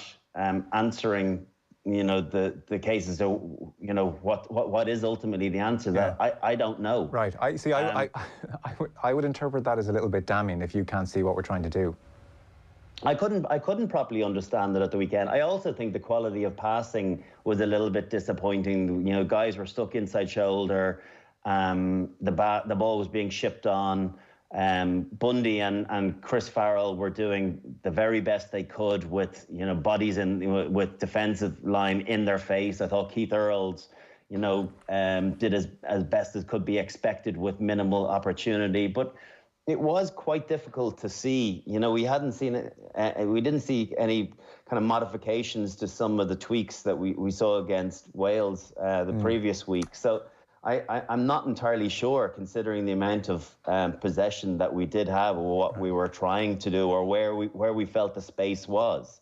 I guess we thought the space was out wide, considering how deep Ross Byrne was taking it and how quickly he was shipping the pass, but that definitely wasn't the case. Yeah, Keith, could you sum up in a line what you think Ireland were trying to do? Yeah, no, I have to say I would struggle with it as well. I just think the game becomes incredibly difficult to figure out where the gaps are, unless it's wide, which which it wasn't, when you don't take the ball on the gain line. And I'm not just saying this on Ross Byrne. I'd rather he was there, and I'd rather forwards somewhere around him in some level of an arrowhead or a pod of three or whatever way it is. But when you're taking the ball into contact, you cannot be standing catching the ball. We have no Olympic sprinters who are so quick over the first 5 yards that they're going to do some damage. All you're going to do is truck it into contact. I just don't know that we're big enough for that in particular. So I'd rather guys running from depth. There's a bit of a cadence and a tempo if you do that. If you know that the scrum half is going to pass the ball, either to pass it to a forward coming in, and he's going to get smashed, by the way. You know, this isn't as if this is a lovely, easy thing for him to go and do. He's going to get smashed with it. But it puts holes into the situation. And if you watch how other teams are doing it, they're putting a little bit of movement before the ball hits their hands, or they're trying to shift a little bit once they've caught the ball. But at the moment, we are taking the ball standing still. And with all the best will in the world, you could have every single plan that you like to have. But I think that dissolves because you're already on the back foot and you're already under pressure. It's very hard to win a collision under that instance because and it's tricky because the way the laws are being interpreted now, where it becomes very easy for somebody else just to clamp onto that. So we need to be running in 2s and 3s, and that is a necessity. Keith, Brian. I think there's a bit of a lack of deception at the moment. That's the frustrating thing, and it is the one-out runners. And when you've got a team that have such defensive clarity as England clearly have, one high, one low, no logs on the ground, no one lying there, thinking that their job, they put in a great shot. Everybody is back to their feet, and it just feels as though you need to do something. There's a need for kind of some selfless, super hard running where you feel as though you might be a viable option, but so does the guy outside you as well, and so does the guy out the back. And you all have to run as if you're about to get the ball and you're going to be collision winners with the ball in hand. Because if you're running half-hearted, the defence automatically can see that in your body language and realise they're not getting it, push off immediately, and that's where you get the big shots through the back of the attacking line as well. So it just feels as though we need a little bit more variety to what we're doing to try and win that gain line. And we saw it a bit against Wales, but I think we really struggled because what we were talking about earlier on, we were on the back foot from the first collision at the very first ruck off every set play. Yeah, and you'd have an insight into this. What you're describing there, that deception and all this joined up thinking, that sounds like a fair body of work to get through and to put an Irish stamp on. Are we as well off just booting the ball long and putting teams under good old-fashioned pressure then instead of all that? No, because you have to play to how the players want to play as well. As I'm sure Chris Farrell and Bundy Aki don't want to be Gary Owen chasers. We'd like to think that the evolution of our game has moved on from that. We have a skillful team. We've got a team that are capable of scoring tries. Granted, it was a very disappointing Wales a couple of weeks ago, but we still created lots of great opportunities against them. So that's why those lads are playing, and not to break away from the end of the Joe era, but it just felt it became too contrived. And I think they want to play with a freedom and a fluidness that allows them to play that heads up. But you've got to do the basics to allow you to do that, and that is being collision winners, winning the ruck, getting on the front foot, slowing the defensive line down, and then you can create those deceptive situations to put people into space. I also think in all of this, we're missing our X-factor players. We're missing, Gary Ringrose. I think there's definitely, having seen him the last couple of weeks, there's a calling card for Dan Levy if he can get back to full fitness. These players that just add an extra dimension to the sides they're involved in. Jacob Stockdale looked really impressive when he came on in attack. So, I just feel as though we need to get all our best players out on the pitch against England if we're going to be in the mix to win the game. Okay. Now, every question I've asked has funneled you down negative routes, obviously. that's just welcome to media. Any positives that you haven't had a chance to mention that you'd like to? Well, Sorry, what do you go on? Brian, I think we played in Twickenham for a team that had their best team out in the field. They stopped us playing. Now, you have to give them a huge amount of credit. We often get just bogged down ourselves in our own negativity. Yeah. But they did exactly what they wanted to do. So they were chuffed afterwards. They wished they'd scored more and they wished they'd taken more opportunities, but they were chuffed in the manner in which they'd gone about the game, which shows you that that's what they were trying to do, right? So that's one part. I think the system things can get fixed. I also think that this particular competition is ideal for what's happening. It's getting players blooded, getting them used to the idea. I mean, I wrote a note on the game the other day, and just again for the hooker who's struggling, right? How does he know how adrenaline affects his throw in an international? Because he doesn't know, because he hasn't done it before. And you can throw 1,000 balls against the spot in the wall. You can hit that spot 970 times and say, my God, I'm pretty cool here at this. But there's an awful lot going on, and you're playing in a huge stadium against one of the best teams in the world. That puts an extra meter on the throw. Now, how is he going to ever know that until he experiences it? So he knows that that's something he has to learn and understand and factor into how he throws when he throws again, and that'll make it better for him again. I also think if we take the ball closer to the gain line, if we have our pods of 3, which we had against France a little bit and definitely against Wales, that makes us more potent. It also exposes weaknesses if our handling isn't good enough, if different things happen. But that is a progression for something that we need to be able to do. Okay.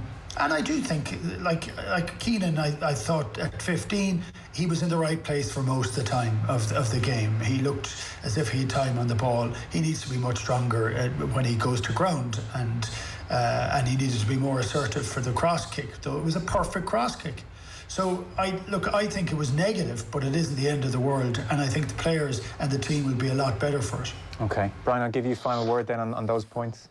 Yeah, just to kind of reinforce that, I think invaluable experience, that is huge, and there was scope for there to be a capitulation, at 18-0 down and nothing really go for them, and they'd thrown everything at them. But ultimately, I think lots of players stood up to the plate and rolled their sleeves up and realised this is going to be a slog. We mightn't win it, but there's a way to lose this. And to win the second half 7-6, I think is important, and they'll be talking about that.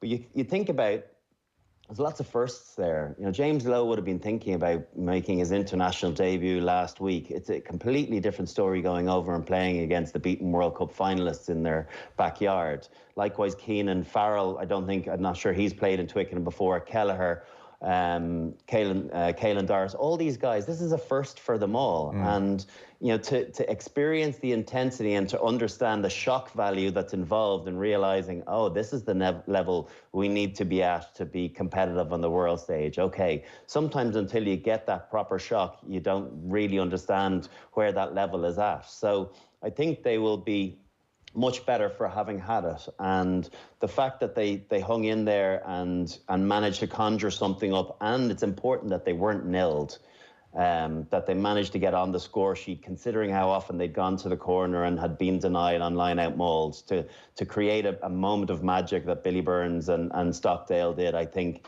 you've got to hang on to the positives, and I think there's a few, but there's plenty to work on as well. We also came up against one of the great defensive displays, so you need to put it in context around that as well.